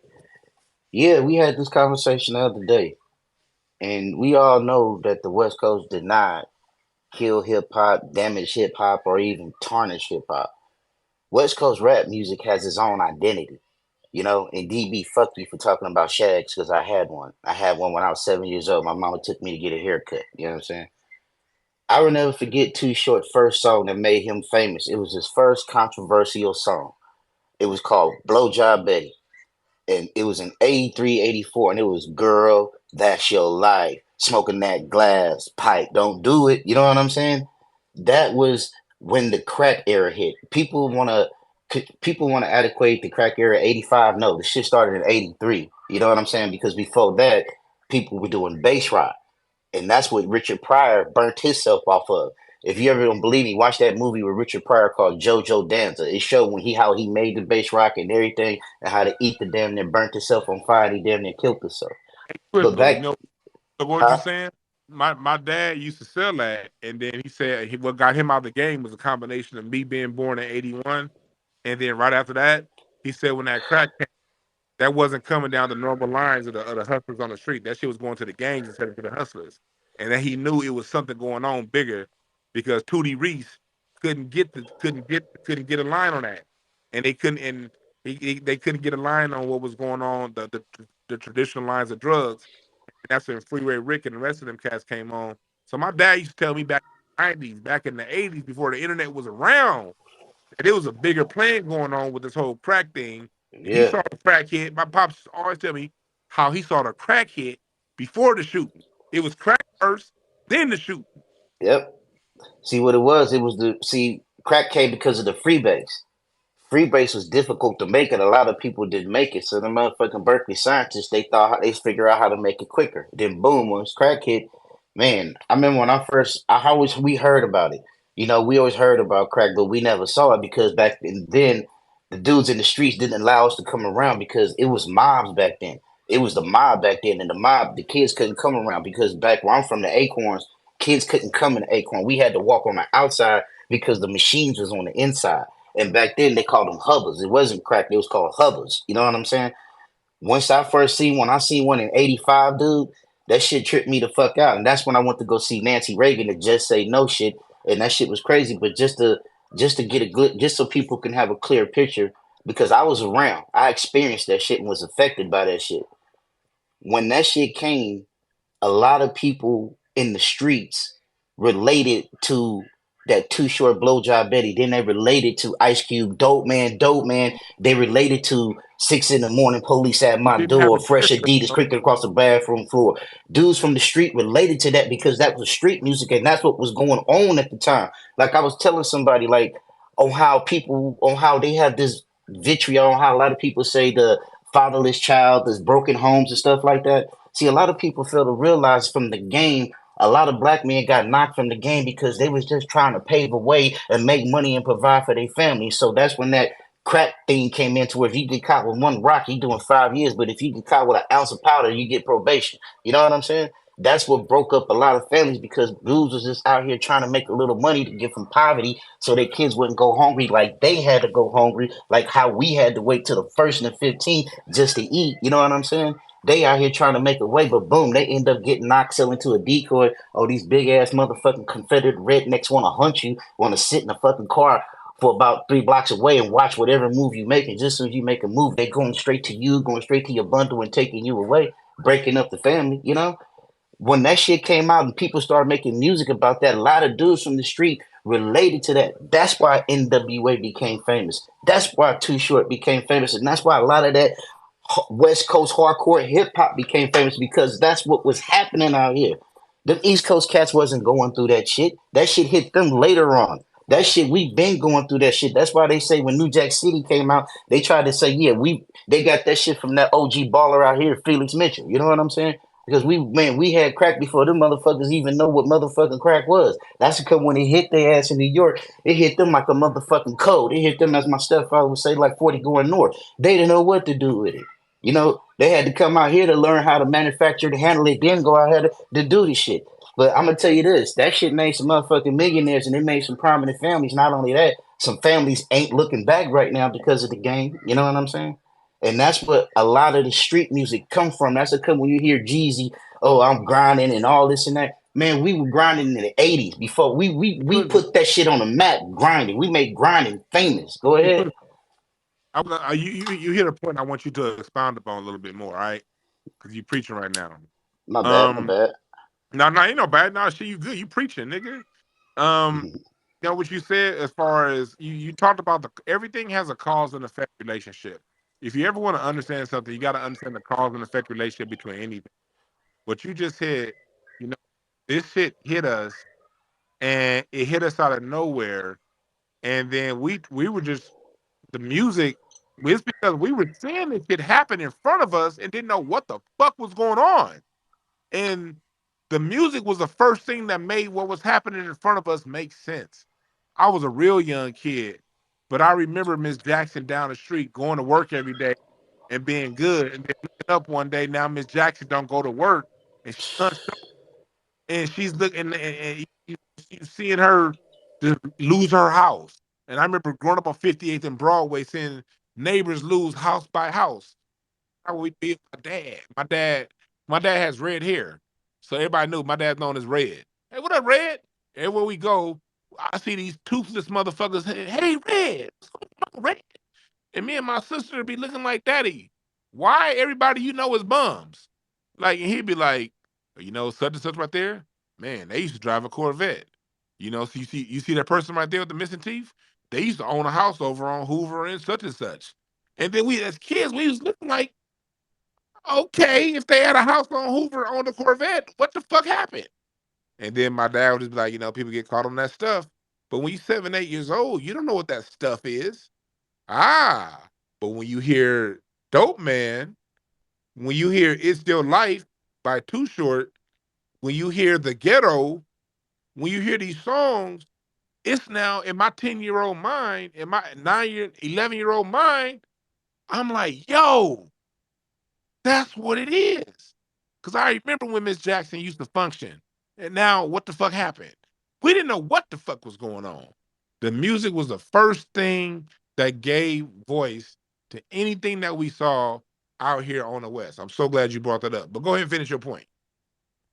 Yeah, because like how I'll never forget, dude, what you saying because back then we had a lot of prominent black people. But once the motherfuckers got one hit of that thing, it was never the same, bro. I seen some of the most beautiful women in one week A beautiful woman, she could be like you say, Miss Jackson. She could own a business, have a house, car. She could be just like one of these fucking Instagram models, dude. She get with the wrong dude. She act like she smoking a joint. She not paying attention, and while the nigga rolling a joint, he putting some coke in there. About to roll her a sweet one. You know what I'm saying? What we call a Grammy. He smoked that Grammy with her, dude. All it take is one hit. And once they get that one hit, they hook because it creates an addiction. Addiction is a form of love. You do what you love. You know what I'm saying? And that's what addiction is. I say you obsessed, you sprung, that's addiction. And then once they hit it, they get that craving. And they be like, I want more. And that's how dudes turn women out. That's why you got to be careful what dudes you deal with. Because when you have these old possessive ass niggas, they would try to slip you something to turn you out so they can have control over you. You know what I mean? They want to have that dominance over you. And if they can't, they going to try to Quiz. destroy you. Yeah. Sorry, I'm sorry. I gotta push back just a bit. Addiction is not a form of love, it is a form of abuse.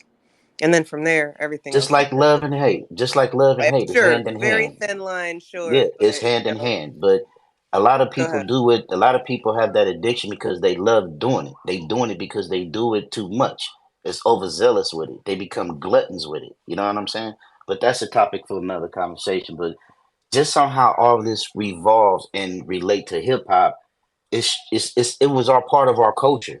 It was part of our experience that we went through for people who were grew up in, as they so called say, the ghetto, as I say, the neighborhoods, as I say, in the black community. I don't say ghetto because we not Polish. The word ghetto comes from the land Polish. You know what I mean? So when a motherfucker call me ghetto, I say, hey, I'm not Polish. Miss me with that. You know what I'm saying? I'm not a dumb white boy who eats sauerkraut and bratwurst. You know what I'm saying?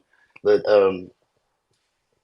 when it come down to us and our experience, I just hate on how people try to make money off this shit because there's people like me who went through that shit, who lost their parents through that shit and suffered and had to grow up in the streets as 12 years old, who had to raise themselves and fend for themselves and survive on their own. I'm not the only one. There's a lot of brothers out here like me that went through that. And then when you got people who try to shit on you and try to capitalize and make money off that, it's like disrespectful to us. You know what I'm saying? And that's what a lot of West Coast music is. Like, I remember Ghostface Killer when he came out with that song, All That I Got. I can relate to that song. Like Tupac, Dear Mama, you know, it's a lot of brothers that got songs from that suffering because we went through the same thing. Like DMX, I'm slipping, I'm falling, I can't get up. You know what I'm saying? It's niggas, we all went through that shit. I ain't gonna say we all, but a lot of us from the struggle went through that shit. So when we express ourselves with our music through that shit, people who not from that don't understand that and they quick to criticize that. But from niggas like me who come from that, when he said, first I had the drama with my mama, she got on some fly shit, then I split thinking I'ma be that C who doesn't need much to succeed. Man, I could relate to that. You know what I'm saying?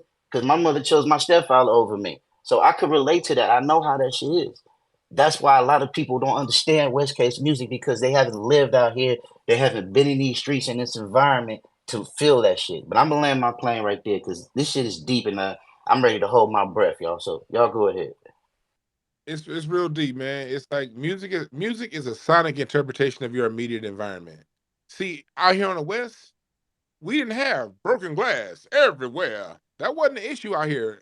We didn't have broken glass everywhere out here in the West. People, matter of fact, people from the East Coast always talk about how can the West and people from the Midwest, how can the West have a ghetto? Y'all got all that green grass.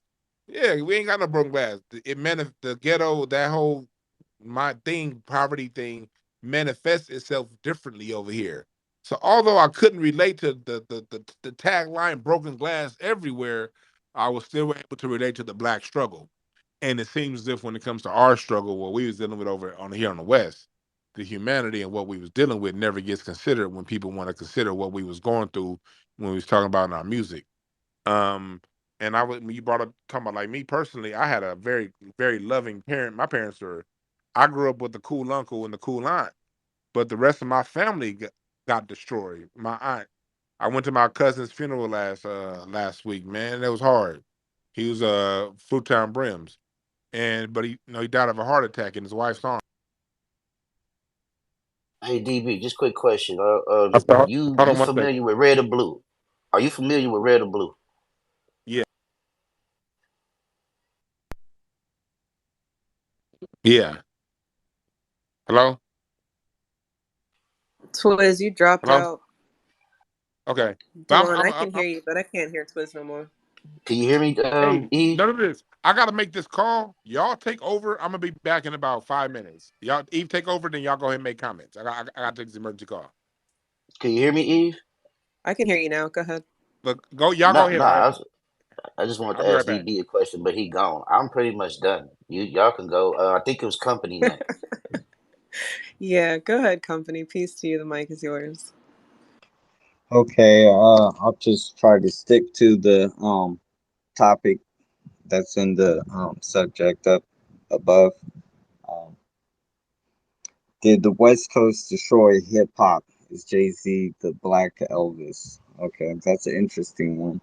Um, I don't think so, because West Coast music actually created a whole lot of new creativity that, when I listen to like East Coast music, I think of like the Harlem Renaissance, the blues, the jazz, and it's very poetic, the way the East Coast do things, and the way that they um, make their music is it has a lot of ethnic um perfume all over it, right? The essence of our freedom, they were always like freedom fighters, for the most part that I remember.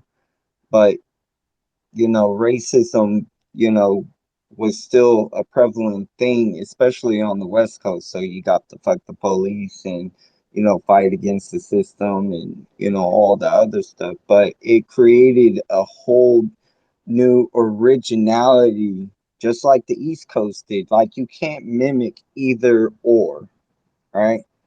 Um, but on the East Coast, they still have people like Jay Z that found a way to last so long and stay relevant all the way to the end of it. Like, Why do you there's think not a that is? lot of people today that can do that these The days. company. Why do you think that is? Why do you think that he is able to last so long? I mean, that's a good question. That's actually a good question, and I believe that the reason why is that you can't be like a musician and someone popular and just stay comfortable in your own city. Most people we see that in the music industry that get killed, they get killed in their own cities. Places that they're they're familiar with. And I I think, think Jay Z and Beyonce, they could be anywhere. I believe that they went and bought, they live somewhere where they can't really be bothered, but they still do their performances and everything accordingly. And, it seems like they're still in the United States and stuff like that, but they're yeah, in some secured location. But that would be a smart move I if don't know. I don't know the you company. get to be that big. You I don't think want to be. you would benefit from listening to the playback of this space. Definitely appreciate your thoughts. Twiz, did you have a response to my question? He brought up a good point, at least I think for people who haven't been in the room. Um, why do you think Jay-Z has been able to last so long? And I think that if you haven't been listening, then maybe you're not sure. But we've probably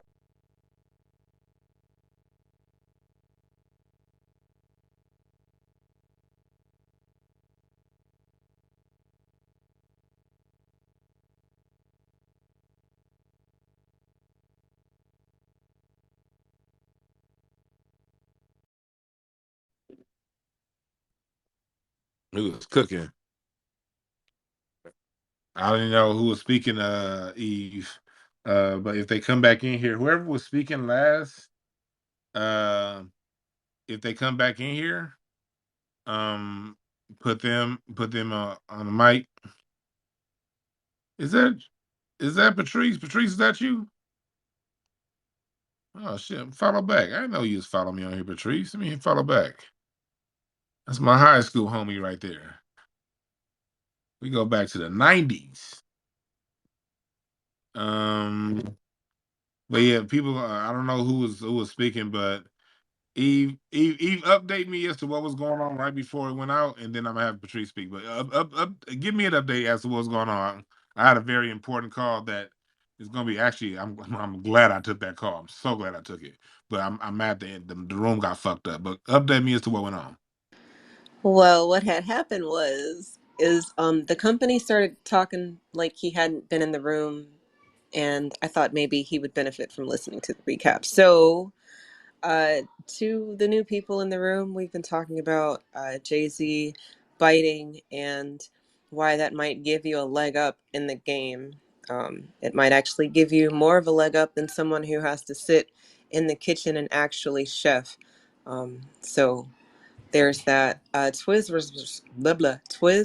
was responding to the company, and then the room crashed. So there's that. If they come back up, I will give them the mic. But I guess it's on Tracy Cakes. Peace to you, sis. The mic is yours. I just came up to say what's up to this nigga. Hi, Dwan. Hi, Dwan. Yes, we went to high school together. So your stories. I grew up off of 49th and Western. If anybody knows LA, that's South Central Los Angeles. And I know the room was going in and out. About the title, I mean, I like Jay-Z. I'm not even gonna front. I can't front. I like Jay-Z. Um, I know there's been accusations of him, biting styles and doing whatnot, but like you said, if you made Jay-Z, make another one. but I digress. They Um, did. Drake. nah, Drake is no. I wouldn't. I no. I like Drake is. I get a visceral reaction of rejection about Drake, and maybe it's because on LA radio, they play Drake like Drake was born out of the Pacific Ocean off of Santa Monica. Like he walked out of the ocean and they play him on LA. I don't know if it's the payola or what is going on, but somebody turn on 92.3 to beat right now. Put on Power 106 right now. I bet you And you're going $50. to hear Drake It's humming his gonna ass be through a Drake. song. It's a Drake feature. It's a Drake something. Drake is doing something on the radio. He's doing a drop. Like it's to the point where I really feel abused by LA radio. Like I can't listen to it. And we used to have some dope radio. Our radio stations are trash, and I think that's why we get this oversaturation of trash because LA radio is on the most supremest BS ever. It hasn't been good since the Yeah, they 90s. don't pop local artists. Like you can't even find Ab Soul on LA You radio. That's can't find. They don't even play TDE on LA radio. They don't play Snoop on LA radio. They don't play Kendrick on LA radio. They like you're gonna all the hear. DJs are Mexicans. I don't even know what they be playing, but it's gonna be Drake. Whatever it is, it's gonna be Drake. It's gonna be Drake affiliated somehow or another. So I don't. He's on another level of. I don't even know what it is. Funny story, Hollywood Night. I kicked it with Drake's daddy at the the comedy store. He be out one there. one night. He's a little tiny little dude, but that was an interesting man I've with his seen him around. I've seen him around. yeah, with his big ass mustache. But yeah, LA radio sucks. I don't put Drake and Jay-Z in the same category. Can I explain why not? No, I can't. But anyway, I only yeah, put them in the LA same radio. category for one reason. Other people say they shit before they say it, and that's they common mind. Outside of that, they different. Okay. Jay-Z's more talented. And yes, okay, I got you. But no, LA music, hip hop, NWA, the music that came out of LA did not kill nothing. If anything, it brought a much needed voice to what was needed to be talked about. Period. I don't I don't understand how It's almost like when you would hear those like congressional hearings about gangster rap and all that kind of stuff. I feel like they're trying to like bring that back, but it's black folks. Or I don't know who's putting this all together to try to tear down West Coast rap. We don't deserve it because we're still dope to this day. We still got real talent to this day. To this day. That's what I think it is, Patrice. At the end of the day, it's people that thought that they were going to have a stranglehold. They did the same thing to the South when Outkast came around. When they did the same thing, when Scarface got on top, never really respected him. It's just this selfishness that needs to be called out, and because it's killing music. Because everybody got a voice. Even if I may not like your voice as much, I'm not a big fan of Atlanta style rap. I'm not. Outside of Outkast, outside of the Dungeon Family and that crew, I'm not a fan of anything post Dungeon Family. But I'm not gonna sit here and act like it's trash music and say that's not hip hop or whatever. That's because down there they walk to a different vibration. They got a different experience. They got a different tune that they go by. So to sit here and say it's trash and it's less than, it will be disingenuous, and that's what cats got to understand. When it comes from another coast, another region, you may not get it. Hell, I don't get all LA music. I don't like J Rock. Like when I listen, when I listen to J Rock rap, I start yawning. That nigga make me yawn. But other people they do. We gotta have a certain thing called respect and understand that different coasts, different cities, different regions just do it a little bit different. You know what I mean? That respect needs to come back, and it's not there, and it never has been in hip hop. It was in funk. It is in jazz. In jazz and blues, people are keenly aware of regional differences. Oh, that's Kansas City blues. Oh, that's Memphis blues. Oh, that's Delta blues. Oh, that's Carolina blues. Or that's Ohio funk. That's South Carolina funk, New York funk. That's bebop, New York. That's New York style bebop versus Kansas City style bebop. We've always been aware of regional differences, but hip hop is the first one that started to make it a thing to where the other region is bad and I'm right and I'm good. And that's what's destroying hip hop, special ed. And all you niggas want to talk about a certain sound that what's destroying hip hop is this bullshit acting like just because somebody from a different region, they way different. Whether you're on the West Coast or the East Coast, nigga, you playing the blues. You just doing a different version of the blues. Ain't none of this shit yours. This is all the blues. And that's what these cats gotta understand. We got Twizzle back up in here. Eve told me what was going on. I didn't hear the last 3 minutes of the other room, but she said you was talking and cleaning some stuff up. So I'm gonna go back to you, Twizzle, and then from there we're gonna reset, and then Eve is back to you, then back to whatever we're gonna talk about. I just opened up a new deck of playing cards, so I'm about to. Y'all go ahead. Go ahead, Twizzle. I don't know Twizzle there. Twiz, are you there? Have you been abducted? Yeah, Twiz might have to leave and come back Can I out. come in one I sec, got. sir? Actually, you can wait because that's so rude. We were trying to fix Twiz's audio I connection. apologize, man. Let's see if Twiz. Let's see if it look like Twiz is somewhere in the matrix. So what I'm gonna do is I'm gonna drop him down so that he know, and then and then when he's ready, he can come back up. That way he know that Twiz come back up whenever you can. That maybe you probably have some mic issues. Go ahead, Novel. Yes, sir.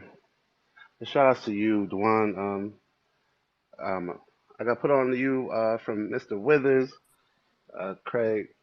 I wish I'd get back together and do what y'all used to do, man. That shit used to be amazing. But as far as the West Coast killing, that's not true at all. I was born in Brooklyn, New York in 1986. I actually was trying to get my cards read from you, but that's not true. The DJs in New York had more of a destructive um, effect on hip hop, but it backlashed on them. I seen it firsthand. They first started with the South, and it was always there with the West, of course. I seen the whole thing with, Biggie and Pac. I was young though. I was 7, 8, 9 years old. And I watched it firsthand at a young age through my sister because she was tuned in. She's older than me. She cried when Biggie died. But I started to realize as I got older, it was the gatekeepers in New York. It wasn't the West Coast. It wasn't the South. And we were never even exposed to the music to even get a grip on it or try to understand or vibe to it. We didn't even get the opportunity because the DJs had all that power. Then it came back on them, and now the DJs are somewhat useless at this point. DJs used to be everything. They had the radio, all of that. When that internet and then the streaming started coming out, oh, now they power diminished. Their gatekeeping diminished. They couldn't do it no more. And then we got to hear it. And then especially with talking about the Jay-Z thing, I remember when he came out with DOA, I was so confused because, at that time they had signed Kanye. Right after he did the whole DOA campaign, his number one artist come out and go crazy with it, trained by the T-Pain from the South, the auto tune king, or just the most amazing, one of the most amazing artists to ever come out. I watched him in New York at 106 in Park. He had tracks. He was 1 through 10 one time. The top 10, every track had him on it. People forget because they kept trying to gatekeep from the South. Then the South kept creeping, and then just doing their own thing. Then they took over. Now everything is the South. So it's not, the West Coast is even more different. I had to get introduced way later. It was Tupac.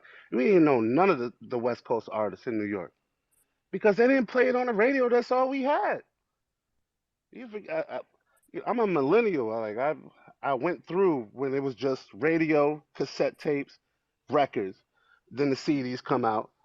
All right, now MP3s. Remember that, and then now the streaming. I've been through it all. The West Coast, they ain't destroyed nothing. We've been deprived. We've been ripped off because we couldn't enjoy it fully.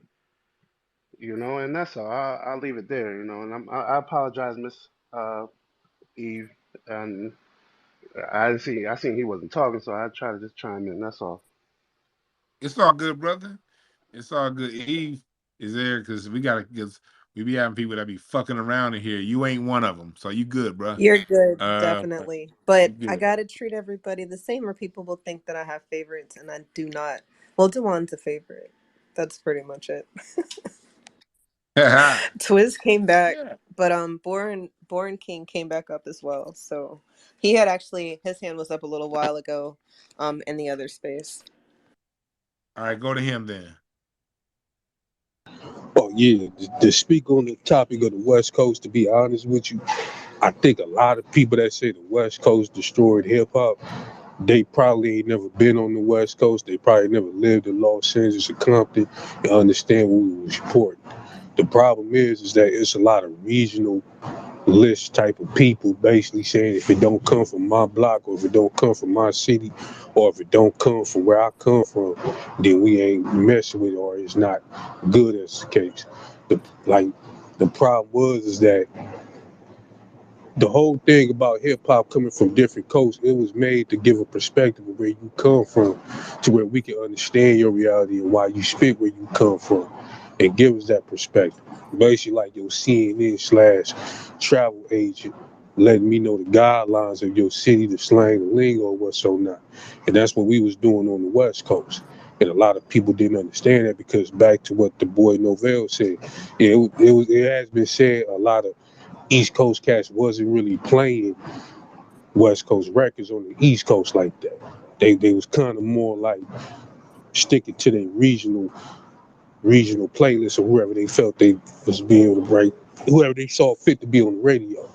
So the thing was that And I think that the problem was that a lot of gatekeepers and rappers, I'm not gonna say all of New York because all of New York probably don't agree, but the people that had a voice, they was the ones that was kind of jealous because it wasn't dominant no more as much. They kind of lost it to the West Coast, and they felt that how can these dudes on the West Coast that that we felt was better rappers than, or we felt that we was better than, actually just surpass us like that, just take it from us like that.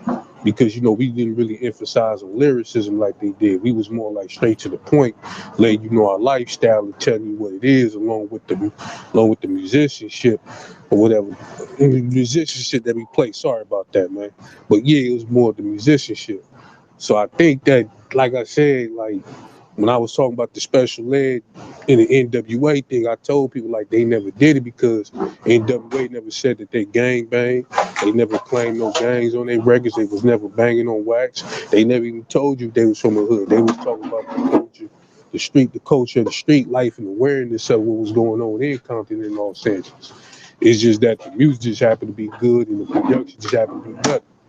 And like I told a lot of them, I was like, you gotta understand, like back then in Compton, when the battle rams was going on, there was a lot of battle rams that was tearing up people's houses unwillingly, not knowing that the drug dealers didn't live there, or they did it by mistake, or they were just doing it for fun.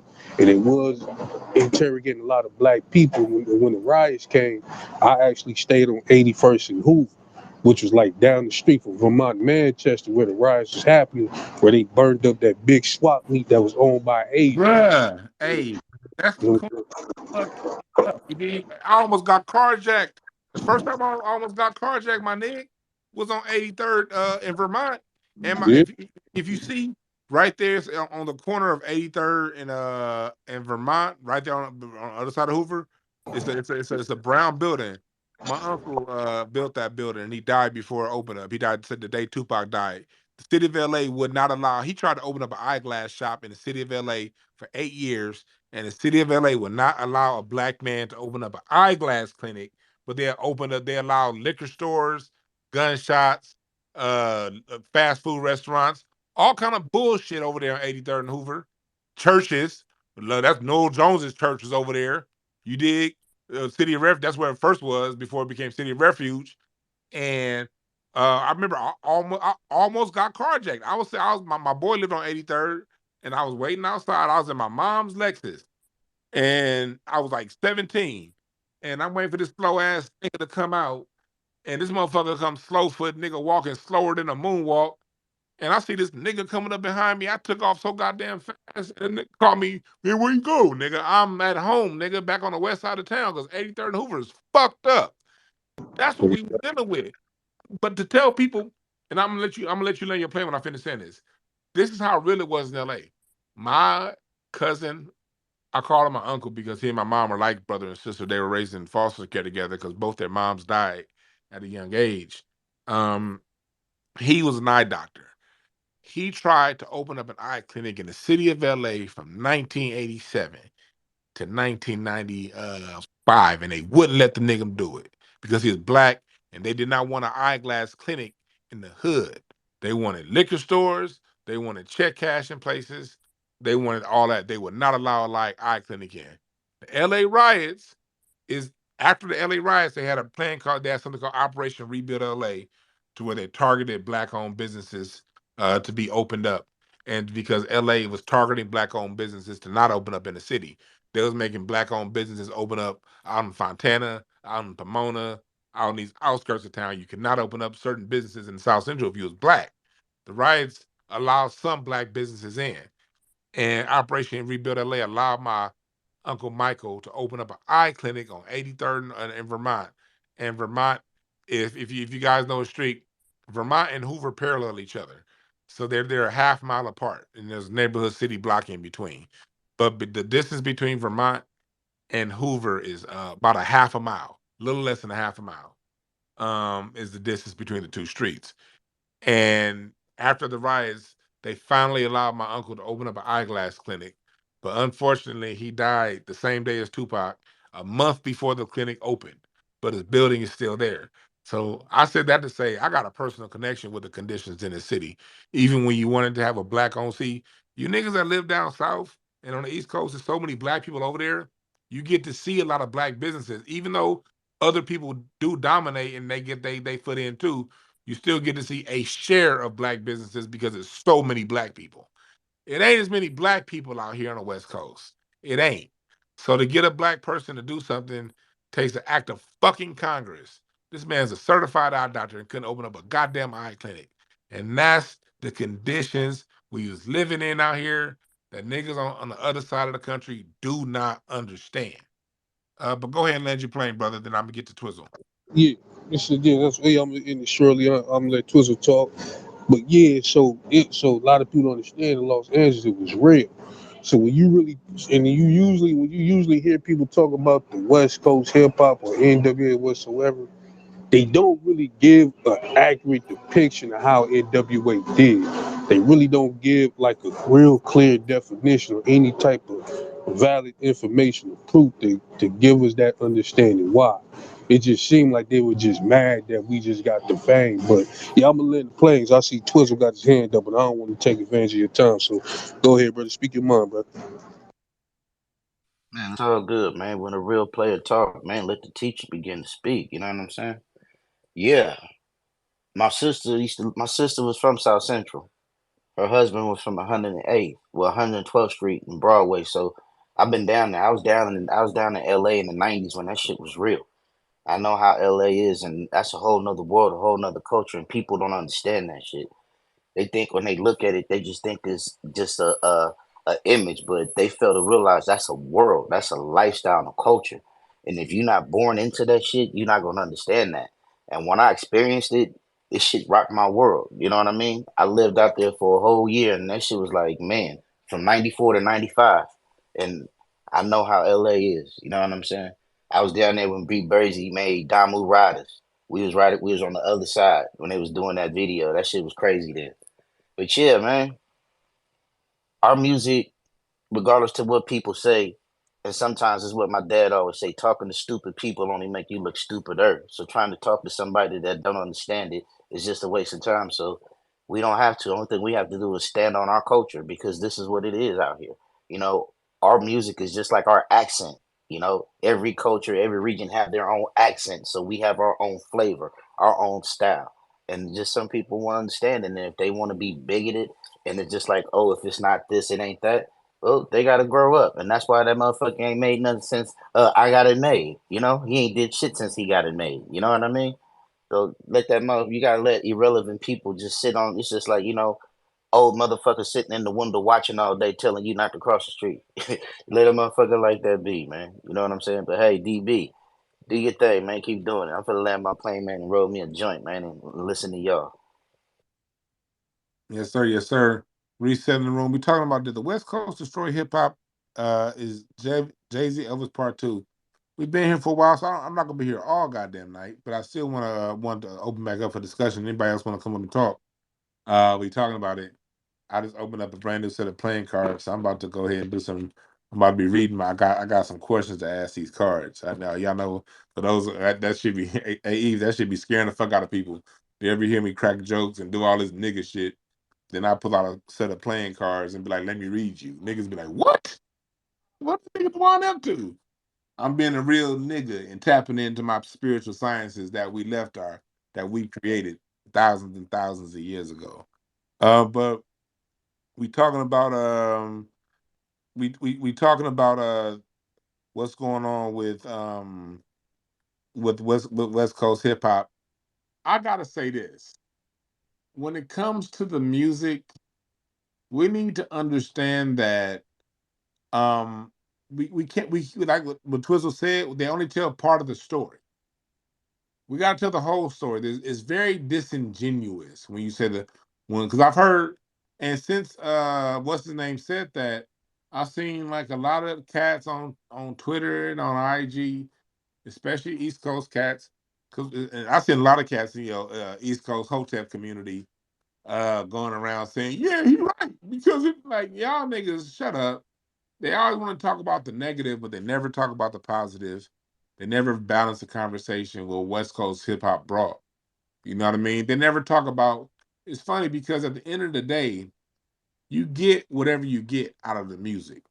When I grew up on Too Short, The Ghetto was a song that really helped me understand my environment. I gravitated to that song more than the other stuff that he did. You know what I mean? And I still laughed at and take my bitch. I love that song. That's just hilarious.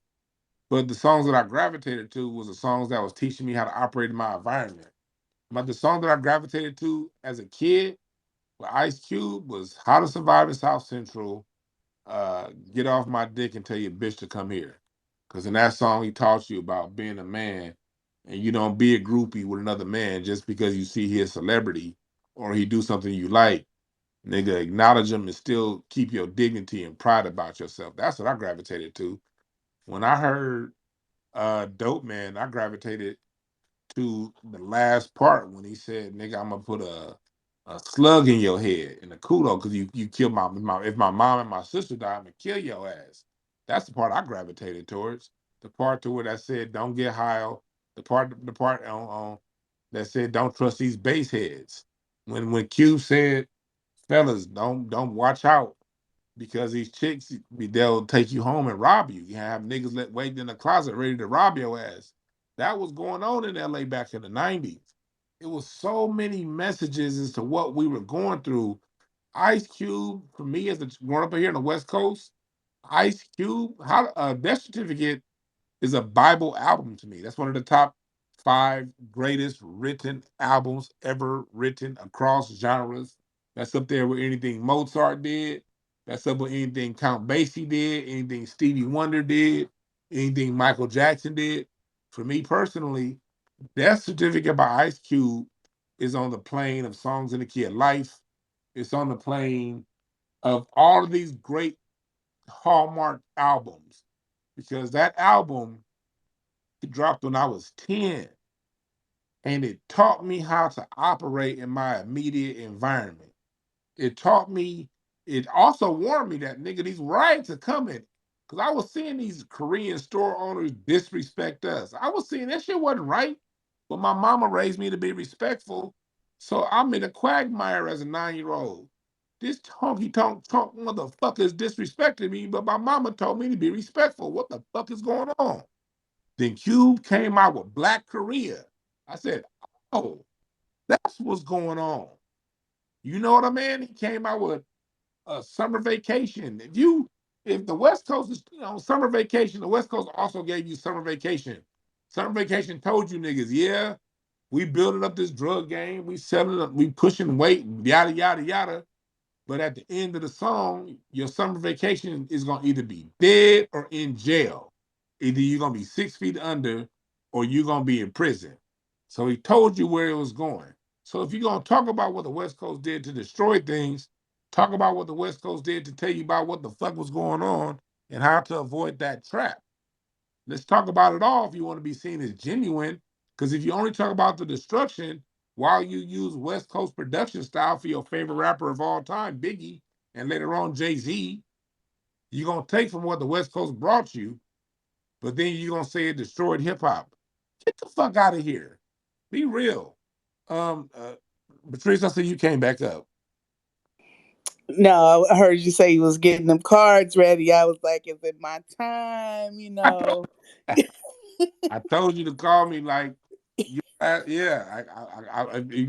I love these cards. I just put out a whole new set of cards. I'm shuffling these motherfuckers Her right hand now. immediately went up when you said that too. I knew she was I knew she was about I was like, wait a minute. No, when before you even announced you was doing cards, anything, I was already on your head. I think the first time you had posted anything about cards, and I was like, I'm a Quint Clubs. What's going on? It was Y'all are like hard for your me to read, man. very first post about it. I think a year, 2 years ago, or however long it's been. I was like, hey, what's up? But yeah, death certificate was that was the truth. Like I remember it was like an interlude where they talk about the cave bitches straight up, straight down.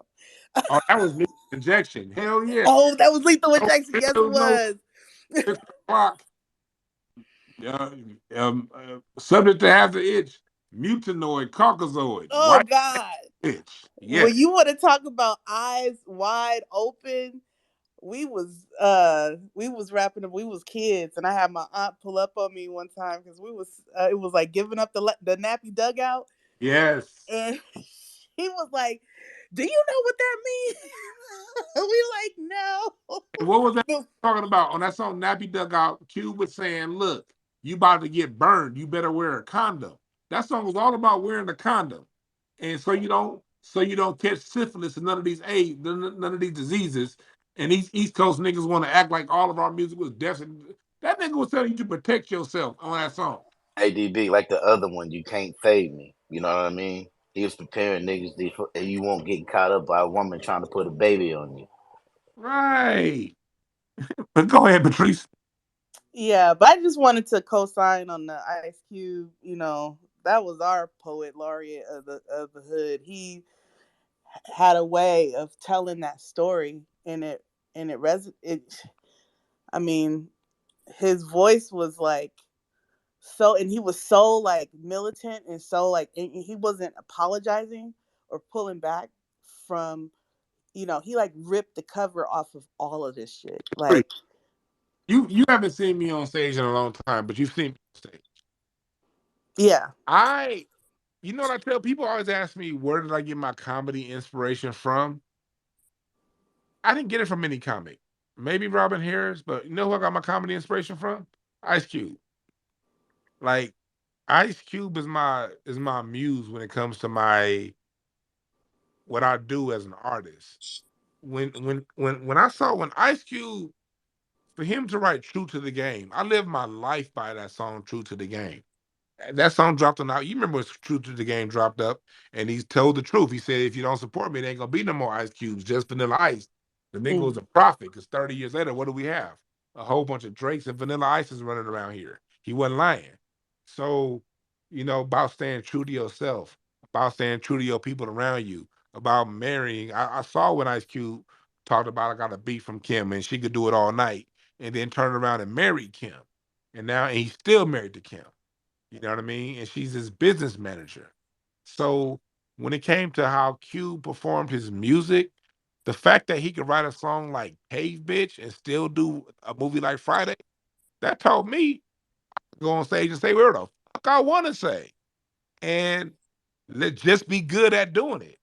And that's why I got all kinds of jokes about trans people, gay people. And I say these jokes in the middle of Hollywood, and these 50 niggas laugh their ass off too, just like everybody else, because it's something about truth that can be said in your entertainment.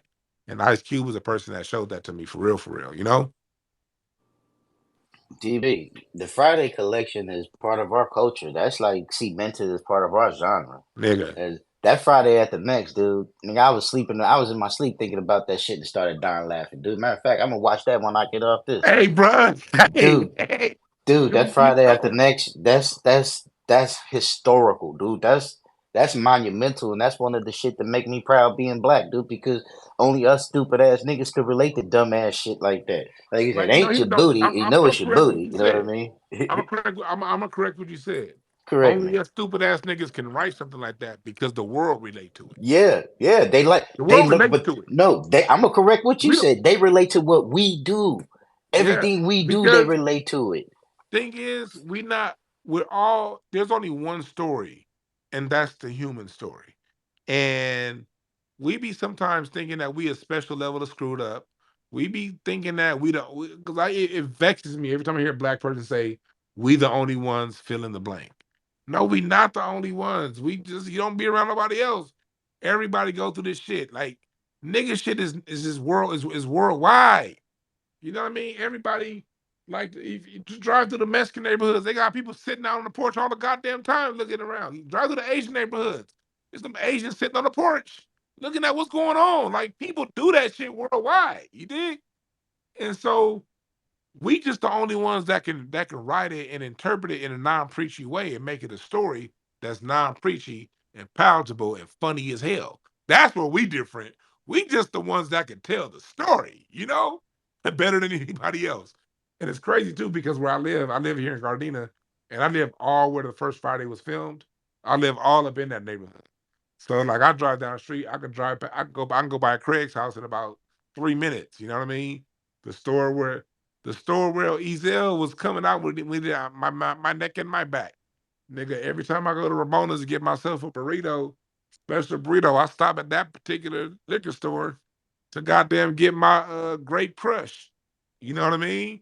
Like that same thing on Friday at the next. Where the Holy Moly Donut Shop, that's down there on Carson Boulevard, in between Western and Normandy. And I drive past that Holy all the moly, goddamn time. donut shop. Yeah, they put the donut part up there. That was the extra part. But that donut shop, if you drive down Carson, get off the 110 freeway, exit Carson, as soon as you cross Normandy, look to your left, and you'll see it right there. And but that's just, and I'm sitting in this neighborhood, and it's still like that. And I'm the nigga sitting on the porch half the time. I'm sitting on my porch with my headphones, and I see the niggas. We still got the beach cruiser niggas rolling around the neighborhood, and ain't no real depots like that. Like, niggas done clean the act up, but you still got the beach cruiser niggas. You still got the little niggas that you see going up in and out the trash cans and doing all kind of crazy shit. It's just a story. We as Black Americans with our music, and in my documentary, one thing that we gotta understand is the movies play a major part of it too. The media, the cinema, and Living Color is hip hop. Arsenio Hall, my nigga, is hip hop. Def Comedy Jam is hip hop. Friday, New Jack City, Colors, Do the Right Thing. That's all of that plays a part in it. Shaft, the Mac. What would hip hop be without the Mac? How many goddamn hip hop lines was taken from the Mac? Superfly? So when we say this is our culture, this is what we got to do. And I'm going to get to the next speaker. This is what one thing we got to do. One thing we got to understand. This is where we get the trump card on everybody else. When they say that they contributed to hip hop, ask them, okay, what movies?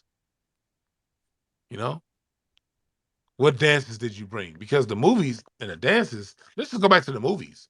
Boomerang. That Boomerang soundtrack was the shit. Even though it was mostly rhythm and blues based, still hip hop culture on display. When you're talking about Friday, when you're talking about Belly, and Don't Be a Menace Inside the Wayans Brothers genre, the Keenan Ivory Wayans genre of films, everything John Singleton, Spike Lee, all this contributes. All this is, when you talk about hip hop contributions, before we talk about Fat Joe, we got to talk about Mario Van Peebles and his father Melvin Van Peebles, and the films that they brought to put what we going through in the hip hop era on display. White people didn't give us those. Hey, Black people, I just had a whole nother train of thought, Black folks. Y'all remember the 90s and the movies of the 90s, my nigga? Hey, Mark, you want to speak? I see you left. But y'all Above the remember rim. the 90s? Patrice, we talking about motherfucking The Best Man. We talking about Menace to Society changed the Menace to world. Society. Menace to Society changed the Juice, world. Juice put Tupac. Dead Juice made Tupac. presidents. Remember Deep Cover? We'll put Snoop and Dr. Dre back on the map. Poetic Justice You made know what I'm saying? Janet Jackson been doing TV shows, but she became a movie star to Poetic Justice. And Nigga. those soundtracks, like the soundtracks that came with those movies, were almost as. I still have the Dead Presidents soundtrack. I have the Above Me the Rim too. soundtrack. I have, like, what? It's like, what do you mean you made this? Like, what did you make? Hey, you know what I'm doing right now? What's up? You remember Gianni from Westchester, right? Yeah, of course. G. G is she's helping me with my outline to my documentary. I'm texting G right now. We got to add the movies to the documentary. Yeah, she's the filmmaker. And Like, I have her do the speaking part on the documentary. I'm glad we having this. See, y'all don't know. I'll be doing this Twitter spaces, but I'll be getting ideas. Ideas germinate when we have these conversations. That's why I appreciate you, Twizzle. I appreciate you, Patrice, Eve. When we had these conversations, these needs that need to be met come up and foster in my mind. So I'm texting Gianni right now. We got to add the movies into the documentary and a whole section on the movie and on the movie impact on Black American culture and hip hop. You motherfucker speak on the Friday movie, brother. Go ahead. Go ahead. Go ahead. You know what's essential about that movie Friday? Like I was talking to a couple of people that was kind of like low key trying to talk down on. I was like, you gotta understand how Friday was essential to black culture. They added old school. They had an old school way of living combined with the new school way of living. Because if you really look at how, even though everybody was from different walks of life, and even though they had the little discrepancies, they still remained unified when trouble went down and when trouble started. And then you start seeing how Craig's father was talking to him about, using your fist for protection rather than gun.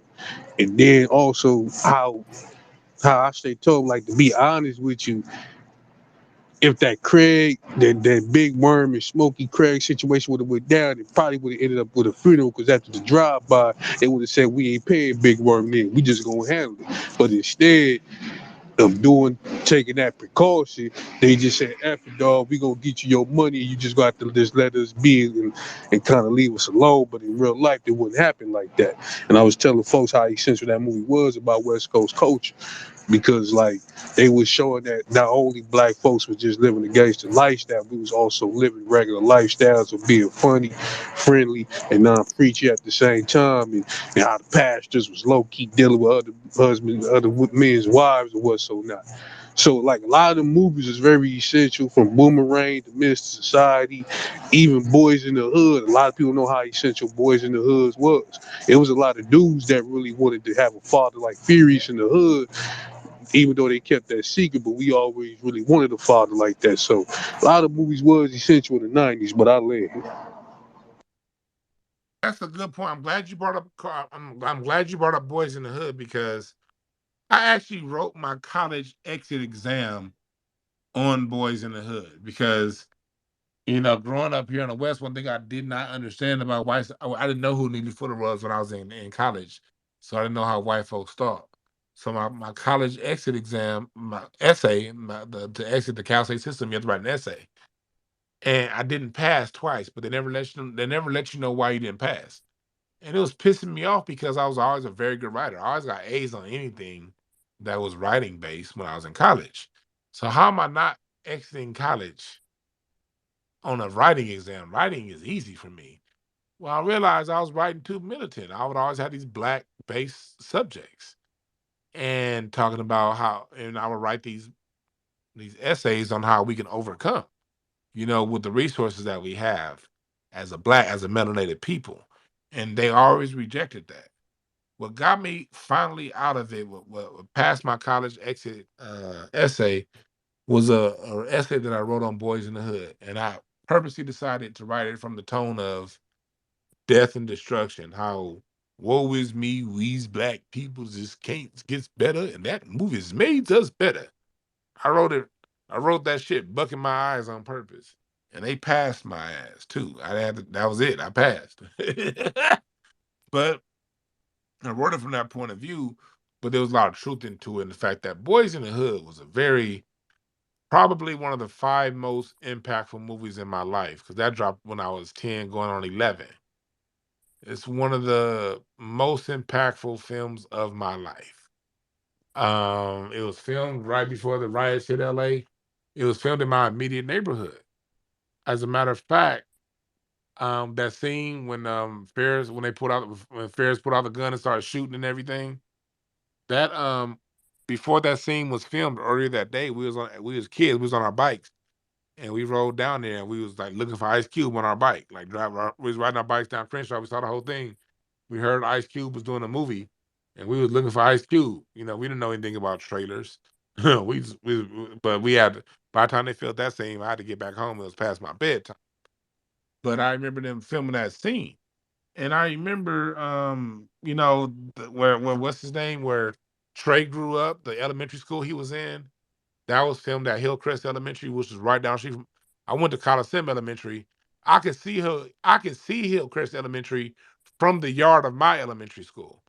So that movie was filmed in my neighborhood, and it perfectly explained what I had going on, because that scene where Nia Long is just sitting there and she hear gunshots, That's how it was. Like we would just be sitting there, and like where I lived, across the street was Rodeo Lane, where the Rodeo Lane Bloods was, and then BPS was right down the street.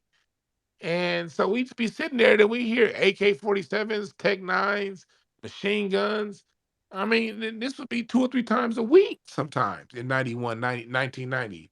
You know what I mean? And so Trey's story, like I didn't have my parents were married, they weren't divorced or nothing like that. So, and my dad was like a Furious Styles.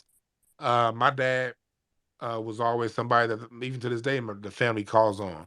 My dad is a king of wisdom, and so my dad was the Furious Styles of the family and of the neighborhood.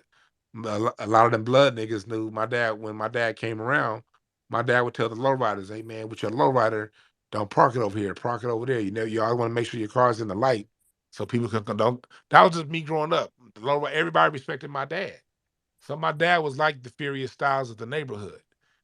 But that's what it was, and that movie it put what I was seeing. I was in elementary school. I remember sitting in class on taking math tests and then hearing machine guns go off in the jungles. Because the jungles was right down the street. With the jungles, the neighborhood where they filmed Training Day, that neighborhood was 1,000 feet from my math class. We was just across the street from the jungle. So we would hear this shit in class. The shit was crazy. And movies like that, combined with soundtracks like Death Certificate and music of the West Coast, for a young nigga like me growing up, it didn't lead me to gangs. It didn't. For me, what came out of it was a perspective in what I was seeing. For me, the music said, "Don't get on drugs because that shit is corny." For me, that said, "Put on a condom so you don't end up like." Another thing that happened, nigga, Magic Johnson got AIDS. Do y'all know how much that hurt us LA niggas back in 91? Nigga, I cried when that happened. Man, we Oh, was through it that day. It was like a black cloud when we heard that news. bruh. Born King, you a LA nigga, when Magic Johnson was announced, I was coming home I walked home from school, and I remember we had just had the fucking riots, so my whole neighborhood still smelled like ash. And no, this was before the riots. This is before the riots.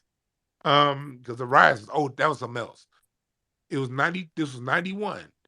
Magic had just gone to the finals against the Chicago Bulls. And the only reason I still say to this day, the only reason why we lost was because James Worthy got hurt. If we had a healthy James Worthy, we would have beat Michael Jordan. Fuck Michael Jordan. I'm a Laker nigga. And we like, okay, we got Sadell 3 this year. We about to go back and beat these niggas. We about to beat Michael Jordan. Fuck Michael Jordan. We had a couple preseason games. Lakers looking good. And then I remember seeing a press conference. And I'm sitting there, and I always watched the Lakers with my dad, but my dad wasn't home yet. My dad was still at work. And my dad got home just as the press conference was starting.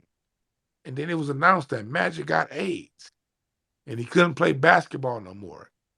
That affected the music out here, y'all. What I'm saying may sound trivial to you, but if you on the West and you writing music and you from LA, Magic getting AIDS fucked us up. And then a year later, 2 years later, Eazy-E died of AIDS. So what else went into West Coast music? Wear a fucking condom. Ice Cube was saying in his music always time, put the Jimmy hat on. Same thing with Up in the Bay, Digital Underground. I don't go nowhere without my Jimmy hat because I'm smarter than that. Matter of All fact, that. let Go me ahead. add. So let me add what you said to one, and you go ahead. I want to add that they even had an album called America's Dying Slow, where they had the Lost Boys, 8 Ball, MJG, where they was talking about AIDS and putting on condoms and protecting yourself. And Red Jimmy had some along with that too. So yeah, that did shock a lot of people. I just want to add to that. You go ahead. Now I appreciate that because the major reason why I don't have kids to this day, major reason I have kids, I worked with fucking kids my whole goddamn life. I don't want none. I have thousands in LA. I'm a certified nigga out here when it comes to working with kids. I am certified. I don't want my own. I had thousands of them. But in my young days, in my teenage days of fucking, the music that made the most impact was me was put a fucking condom on. I learned that from the West Coast music. So when I hear these niggas talking about destruction, I can't speak for nobody else, but I can speak for me, born and raised in South Central LA, in the same neighborhood they filmed Boys in the Hood. And every music video you like, Dre Day video was filmed at Kennethon Park. We was riding our bikes up there when they filmed the Dre Day video. We left because we saw all these niggas coming. Like I grew up in, I didn't play around with that lifestyle. So when I see a whole bunch of gangsta ass niggas, I always went the other way. So I remember when they filmed the Dre Day video, my other friend said, "Man, Dr. Dre up there, they filming the Dre Day." I was like, "Man, I don't want to go up there, man. Them niggas, because all the stories you heard about Death Row back then was people getting their ass whooped." I remember making the decision back in '92 to not go and watch the Dre Day video get filmed when they was doing that part when he pulled the old girl's titties out when they was playing volleyball. When I saw the video, I was kind of mad at that point. I was like, "Man, if I went, I probably could have saw them titties or some shit." You know how 10-year-old boys think. But I remember choosing not to go watch that video get filmed because I was like, I don't want to be around none of that hood shit. Hey And DB, let me ask you a question. How you feel about one of the most greatest CDs that came out of LA? The Banging on Wax, Bloods and Crips CD. How you feel about that? for me, as a kid, I was hopeful because I hated the gang shit. I hated it. I hated it. I hated it. So as a kid, when it dropped, it made me hopeful. And matter of fact, I've since met a couple cats that have been on that. Looking back, One of them just passed. One of them just passed. yeah, The Bloods, Big Y. Big yeah, Y, he just recently passed. he did. I remember when Banging on Wax dropped, going down to Texas for a family reunion, and all of my family members in Texas being infatuated with the Banging on Wax. My first time hearing Banging on Wax was actually in Dallas, at a family reunion in Dallas. I didn't hear it when it dropped out here. My cousins in Dallas had it first. Um, and that's my first time hearing it. And then when I heard it, I remember being hopeful because after the riots, the riots really calmed the streets down. I remember the rest of '92 after the riots, for the most part, being calm. I was getting I was involved in like 4 or 5 drive-by shootings by the 4th grade. I had 3 drive-bys on my elementary school, 2 on my house. 3 on my house. Cause the dude next to me was a crib in the blood neighborhood. But them dumb niggas shot up my house instead. So this is what we grew up in, y'all. Y'all niggas don't understand. I smile and crack jokes all goddamn day, but I grew up in some shit.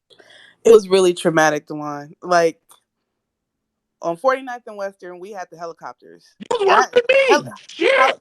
Helicopters to this day, it's got to be some PTSD or something, because they would shine the lights, because they would be like tracking people through the backyards and stuff if niggas was running or whatever, and they would shine their lights into the houses.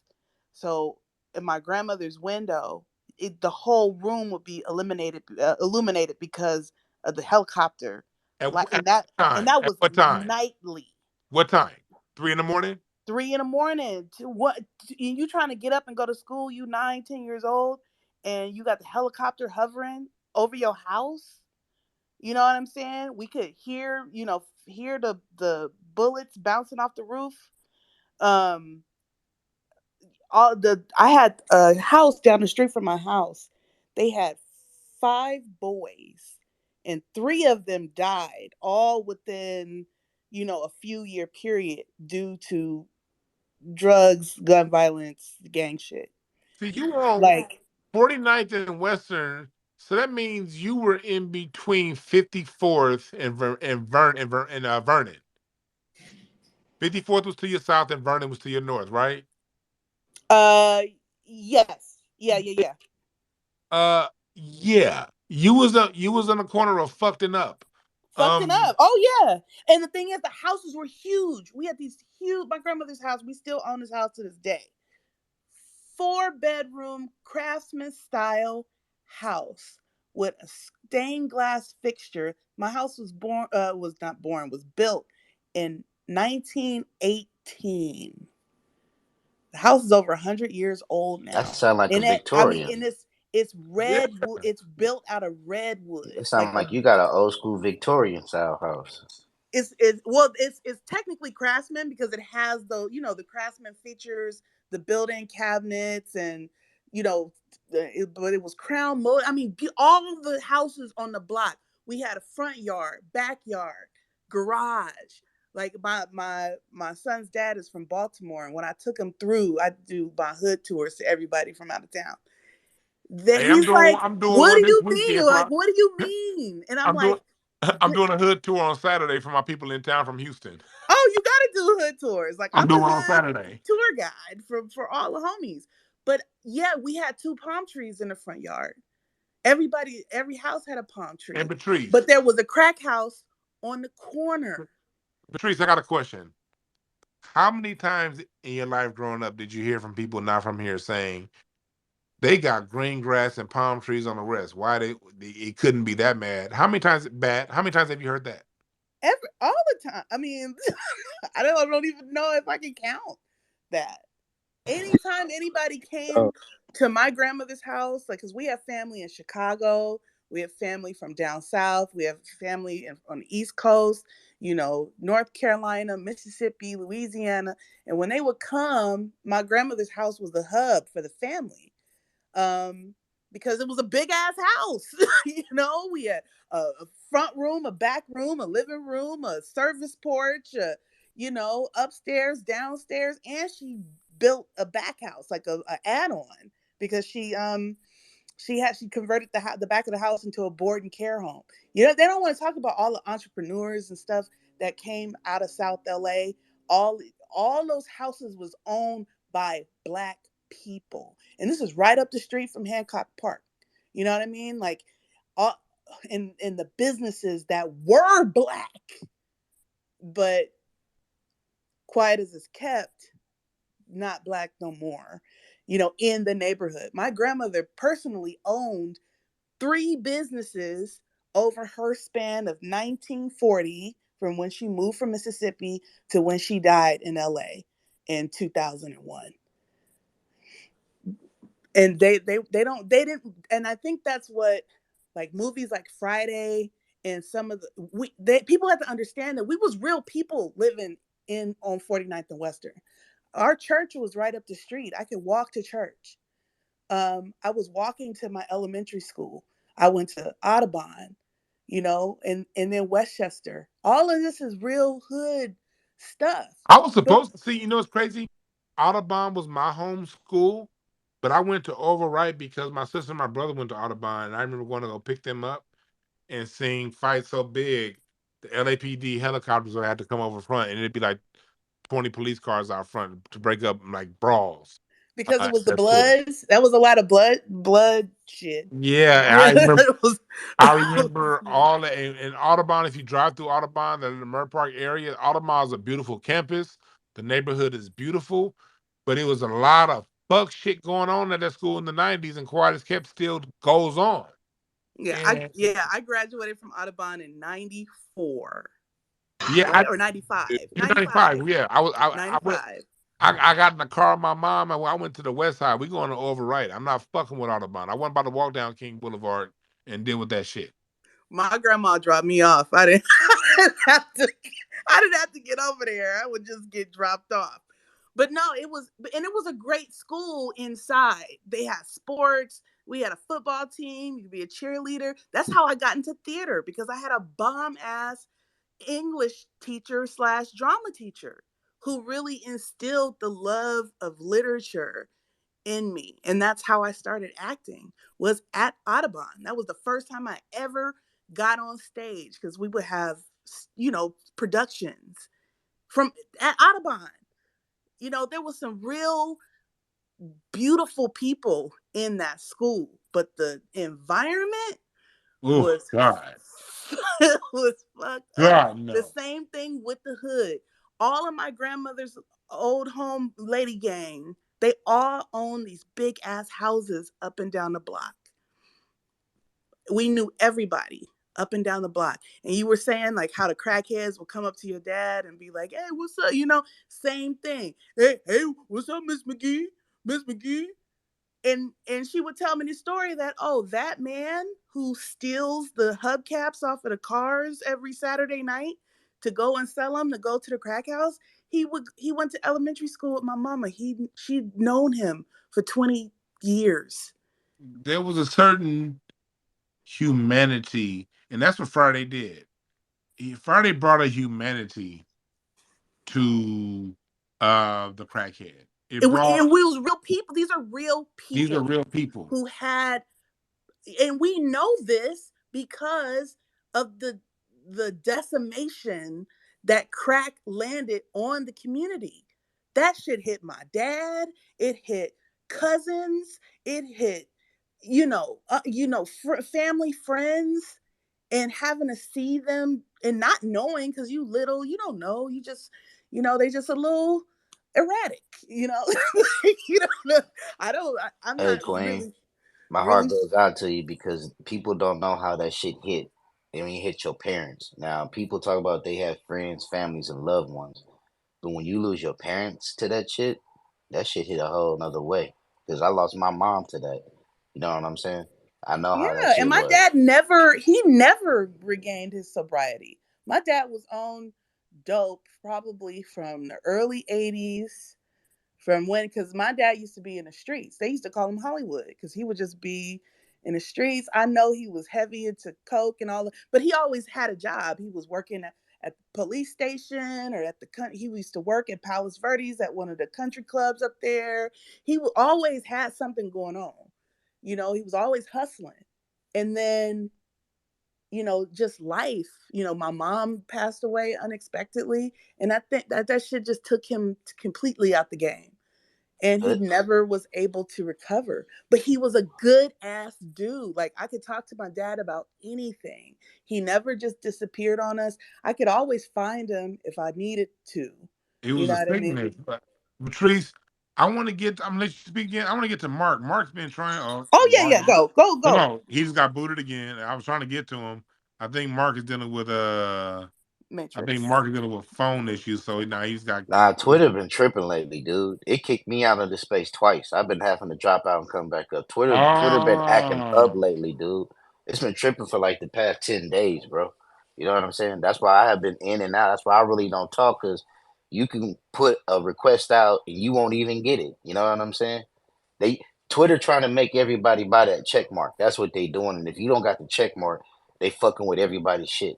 You know how when Apple come out with a new iPhone, they make your old phones fuck up to force you to buy the new one? That's what that little musty motherfucker doing. He fucking up the ha! Twitter, and he trying to make people get the blue check mark to pay for his fucking dumbass business venture. You know what I'm saying? That's I it. don't I don't have it, so my shit be fucking up and he be kicking me out. You know what I'm saying? Okay, yeah. So that's what's going on here. I see a lot of people didn't come back in. There's a lot of people in the other room, but in this room, it's not a lot of this. Everybody over there in that Gabe room, that Gabriel Permonte room, they over there watching his ass. You know what I'm Oh, saying? oh my God, Eve just had a beautiful room yesterday on that guy, Man, and yeah. Eve, I want you to speak real quick, Eve, on that. Eve had a dope ass room on that yesterday. If y'all didn't check it out, she'll I tell you. was there. I was there. Even tell you where to find a video if you weren't there. But yeah, it's just black folks. Whenever a white person comes around, good, bad, or indifferent, that motherfucker be taking all of our goddamn attention. But Eve, you can speak on that real quick. Say something, and then I'm gonna wind the room down. We've been here for 2.5 hours. I don't want to be here all night. You said what you got to say. Nigga, roll you a joint, nigga, and kick back. Nigga, come on now. Just as soon as the shit getting good, you want to cut it off. Come on, you know Wait, we what fat kids. specifically? You said you were in there last night though. So, Yeah, I was there. I was there when I was there when News Trotter and what's called it had their space, and they kept saying they can't hear nobody and won't, and then won't, then the space dropped. Then you created the space, and I was in your space, but I kept getting phone calls, so I was going in and out. But I saw when you made your space, I was there and watching that shit, and I'm just gonna leave that at that. You know what I mean? I got a lot of opinions, but this ain't the time and place for that. We having a good conversation here, and we gonna leave it like that. But if the queen, just Eve, want to talk about it, she can. You know what I'm saying? But that Gabe Pamonte, I just gay. say this. I say this. I remember when he first came around. I remember him specifically saying that his acceptance, his claim to fame, his okay for him to be on the Freedom shit was he was messing with a black woman. He was married to a black woman with 4 kids. And we always like, just because you married to a black woman, that don't mean nothing. But that's his only green light to why he so-called called himself a Freeman and what he here right now. He keep backtracking and backpedaling like a dog drowning right now. But I specifically remembered that because that was my beef. Like, just because you mess with a black woman don't give you a right to act like you're black. You know what I mean? That was my beef with him. And I remember a few people kept bringing that up. You know what I'm saying, with his ass. But, I landed there. No, that's real talk. And that's definitely what happened. I was only in News Toter's room for a little bit, so I can't say definitively that he didn't answer the questions that were asked of him. When I was in there, nobody was really asking him any hard questions. My biggest issue with him was the whole "I'm Freedman first," because he tried to say that he was talking to white people, but then there's a whole tweet where he says the indigenous black advocates have found me and they are mad, and mad is in capital letters. And it's like, so, I mean, you did say this, so what are you talking about now? And if black people are allowing you to be around because you have access or control of other black people, because that's another thing, like, if his family gets reparations, if they're owed, because I don't know if his wife is a foundational Black American or not. But and Dewan, I'm sorry, I know this is like way off topic, but I can bring it back around, I promise. If his family gets reparations, then he would be in control of that reparation. So I kind of think that that's a little bad. I don't know if people are really thinking about their family makeup or the structure or how leadership matters. So He trying to play the to $5 WAP is I what he mean, trying to play. He he trying to play he the five already dollar has WAP. he already has a lineage that he can support and get support with, with the Italian ties or whatever. But I don't know if he couldn't make it, couldn't cut it, or I don't know. Anyway, not him again. Yeah, if you let people around, then other people are going to start looking at you funny. So the room that we had yesterday is in the jumbo. I shared it. Thank you, Devon, for allowing that. You can check that out. Black people like to, not all black people, some melanated people, let's not even put it on us. Some people with melanin uh, are very honest when them other people are around. And I think that when it talking about the industry and Jay-Z and just people as plants, you start thinking about who's paying them. And then once you start following the money trail, well, are they doing it on their own, or are they doing it because this is where the bag is?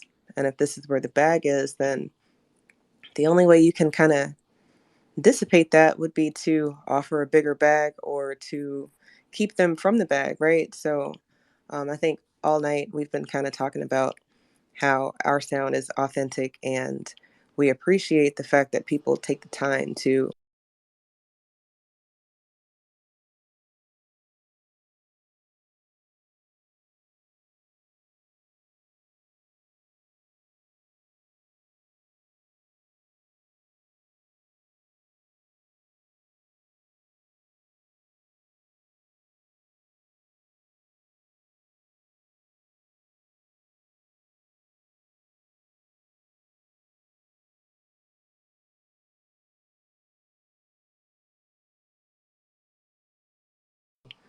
do what needs to be done so that it's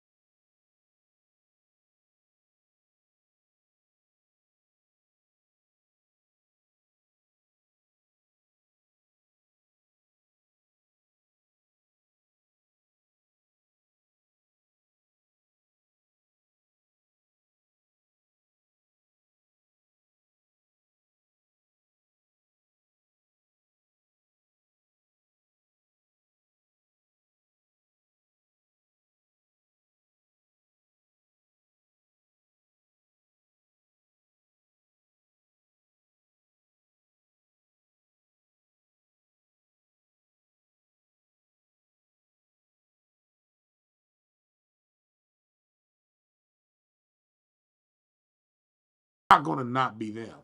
When you study white society, Shades, you study the Visigoths, the Vandals, the Anglos, the Saxons, the Huns, the Vikings, and all of these tribes that they come from, the roaming tribes of Europe where they descend from. They're a group of people who all day, every day, they got time for fuckery. If they got time for anything in life, it's fuckery, it's deception. If there's anything they're really good at, is putting their face on what you accomplished. That's why so many people think white people made classical music, not understanding how that the Moors, the black Moors, is the people who brought those instruments and those sounds into Europe. They'll tell you who Mozart is, but you'll never know who Ziriab is. And so they put their face on what we do, same thing they did with Plato and Aristotle. You better listen to all that to Digital Underground when they said all around the world same stone. He wasn't fucking around when he said that. They weren't fucking around when they got that line from when they said all around the world the same song, because it is. Everywhere they go, it's the same song. Look what they're doing right now with hip hop. They doing Columbus discovered America right in front of our fucking face. This whole cool hurt Caribbean people contributed to the creation of hip hop. They doing Columbus discovered America right in front of our face. That's the game that they play. We got to play our own game. Barry White got a song saying playing your game. No, that's a love song. In life, I got to play my game. All the sports niggas watch, you better pay attention to coaching philosophy. You in the football, Bill Belichick plays his game. Phil Jackson's is always about the triangle offense. I'm going to run the triangle. I don't give a fuck what the defense is doing. I don't care what the other team is doing. I don't care how good they are. I don't care how good the other coach is. I'm going to win or lose by playing my game. That's what we got to do. We got to play our game by having these conversations and speaking up for ourselves and expanding the conversation.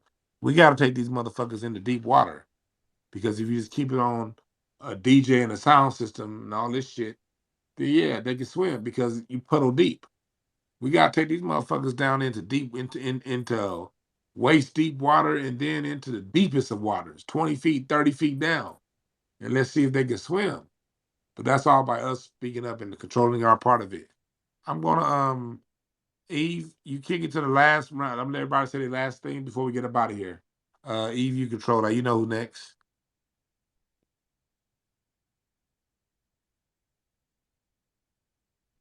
I think they gone. They left. Y'all still there? No, that's not my bad. I threw the mic to Novell if he wanted to speak, and then Born King had a final thought. Okay, yeah, go ahead. Let us speak, then we're gonna close it out.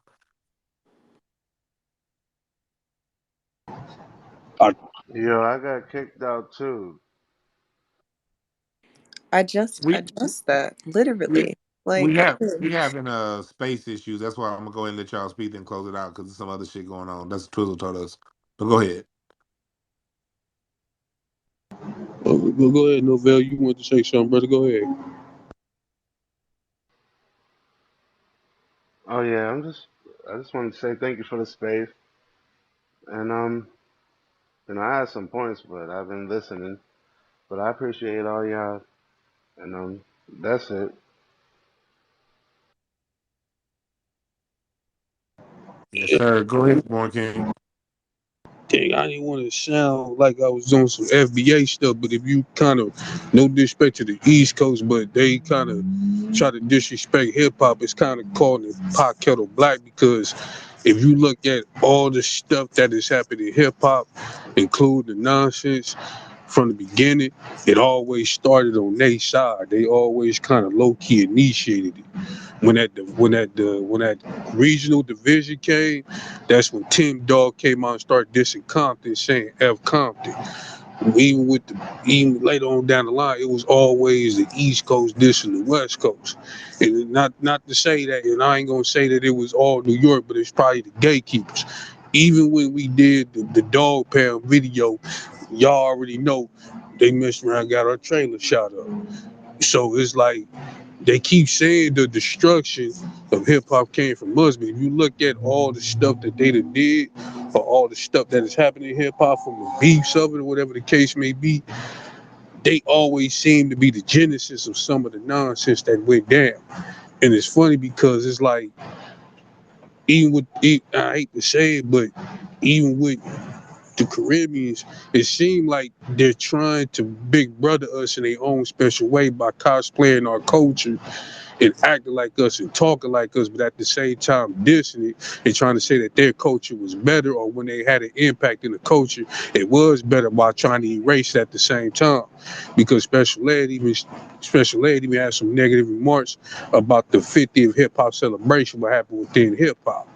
So it seemed like they trying to find a way to big brother us at the same time, like basically how Caucasians do. So it's crazy. So like you said, we do need to go knee deep, and we do need to be aggressive, and we do need to stop playing with them, because if they not, they gonna keep doing it and keep doing it, and they gonna keep playing with us and all, whatever the case may be. It's just like the Caribbean wars that they had in New York. They didn't really have no hip hop like that. They didn't even invite the Caribbean rappers like that, besides Busta Rhymes and Dougie Fresh. And when Dougie Fresh said without Caribbeans wouldn't be no hip hop, the crowd act like they didn't give a damn about it. It was just stuck on Caribbean music. So yeah, it's a lot of nonsense going on that we do need to be aggressive about. But you about to go ahead. I'll land my plane. Yes, sir. Yes, sir. You're right about that. We gotta be aggressive about addressing the nonsense. And Dougie Fresh been on that bullshit. I met Dougie Fresh a couple weeks ago, and he's on some bullshit on the event I went to. So he's somebody we got to keep our eyes on. Go ahead, DK. Say what you got to say. Make it quick, and then we gonna kick it to you. Even we gonna close it out. Go ahead.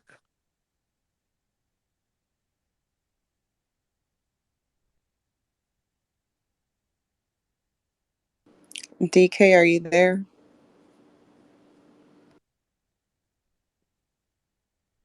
Guess not. It's been all kind of technical shit going on. So Eve, go ahead and say what you got to say on Eve. Then I'll close it out after you guys say what you got to say. Go ahead. No, I'm glad we're, breaking down this topic as always. I think that I thought maybe more people would be in their fields, but I'm glad that people are mature enough to have this conversation. As always, these uncomfortable conversations move the needle a little bit, and I think that when people get comfortable with the information, because it's a lot of information, but lucky for y'all, the space is recorded. You can check it out. It'll be posted on Dwann's YouTube, which is also in the Jumbo. And I'm just Eve. My channel is also in the Jumbo. I appreciate that. Yeah, this will be on. I didn't play no music on this one, so I can post this one on YouTube. So this will be posted hopefully tonight on YouTube. Great discussion with you guys, and just know we own the power. We own the narrative. We just got to control it. We got to make sure we push it, and we be all good. You know what I mean? The West Coast did not destroy hip hop. Let's always keep our eyes on the usual suspect, because he who controls the money controls the flow of how things go. That's just life. And the people that control the radio play, the who gets signed to a deal versus who doesn't get signed to a deal versus who's getting the promotion, they're always the ones to blame. Always the direction music goes. It starts at the top. Team reflects leadership. We can say that quote all day until it becomes till it gets to white folks. So the team is bad. That means the leadership is bad. The record labels put out a bunch of bullshit. That's because leadership says so. They can point fingers all day at Suge Knight, but never look at Jimmy Iovine. Never look at these other white boys. What's that white boy? YouTube Music, Lear Cohen. You can call Jay Prince the gangster, but you don't ever look at Lear Cohen. Like, come on, black folks, slavery's over with. You think it ain't illegal yet. And when it comes to Jay-Z being the Elvis Part Two, just because he FBA, just because you Black American, don't excuse you from doing fuck shit. If you do fuck shit that steals from other Black Americans, geniuses, creative people who put in the hard work, but but they hear you come taking what they say, then we're gonna put you on top. All right, cool. I don't have an issue if you like Jay-Z. I like a lot of Jay-Z's music. It's his music. The reason why I know he stole so much stuff is because I heard it all. I like a lot of it too. But I'm not going to hold into high esteem the person who does that over the people who get it from the dirt, who get it from the soil. People who get it from the soil, to me, have a higher place than the people who don't. The people who cook from scratch are more prestigious than the ones who cook out the box.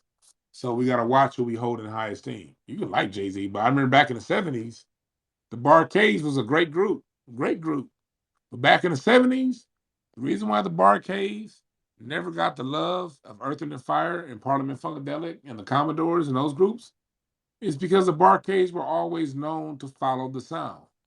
They didn't innovate the sound. They were always, whatever was hot that year, the Barcades would come out with an album that sounded like that band that did something hot. So the Barcades never got as great as of a band as they were. No one ever was like, well, at least they're good musicians. Well, at least the bass player is good. Well, at least the drummer be on point. No one said that. The thing was, man, the Barcades tried too hard to sound like other people. So Parliament got the love because they was original. Earth and Fire got the love because they was original. You dig what I'm saying? And we used to be like that in hip hop. Whoever was the original got the love. That shit changed in the late 90s. That shit changed after Tupac and Biggie died. 2000s, it came all about who sold the most records. So we can do a better job of gatekeeping hip hop and gatekeeping who we put at the top. Because if we put the people who thieve at the top, you're just encouraging more thieves to come along right behind them. That's just what it is. Thank y'all for listening. We out.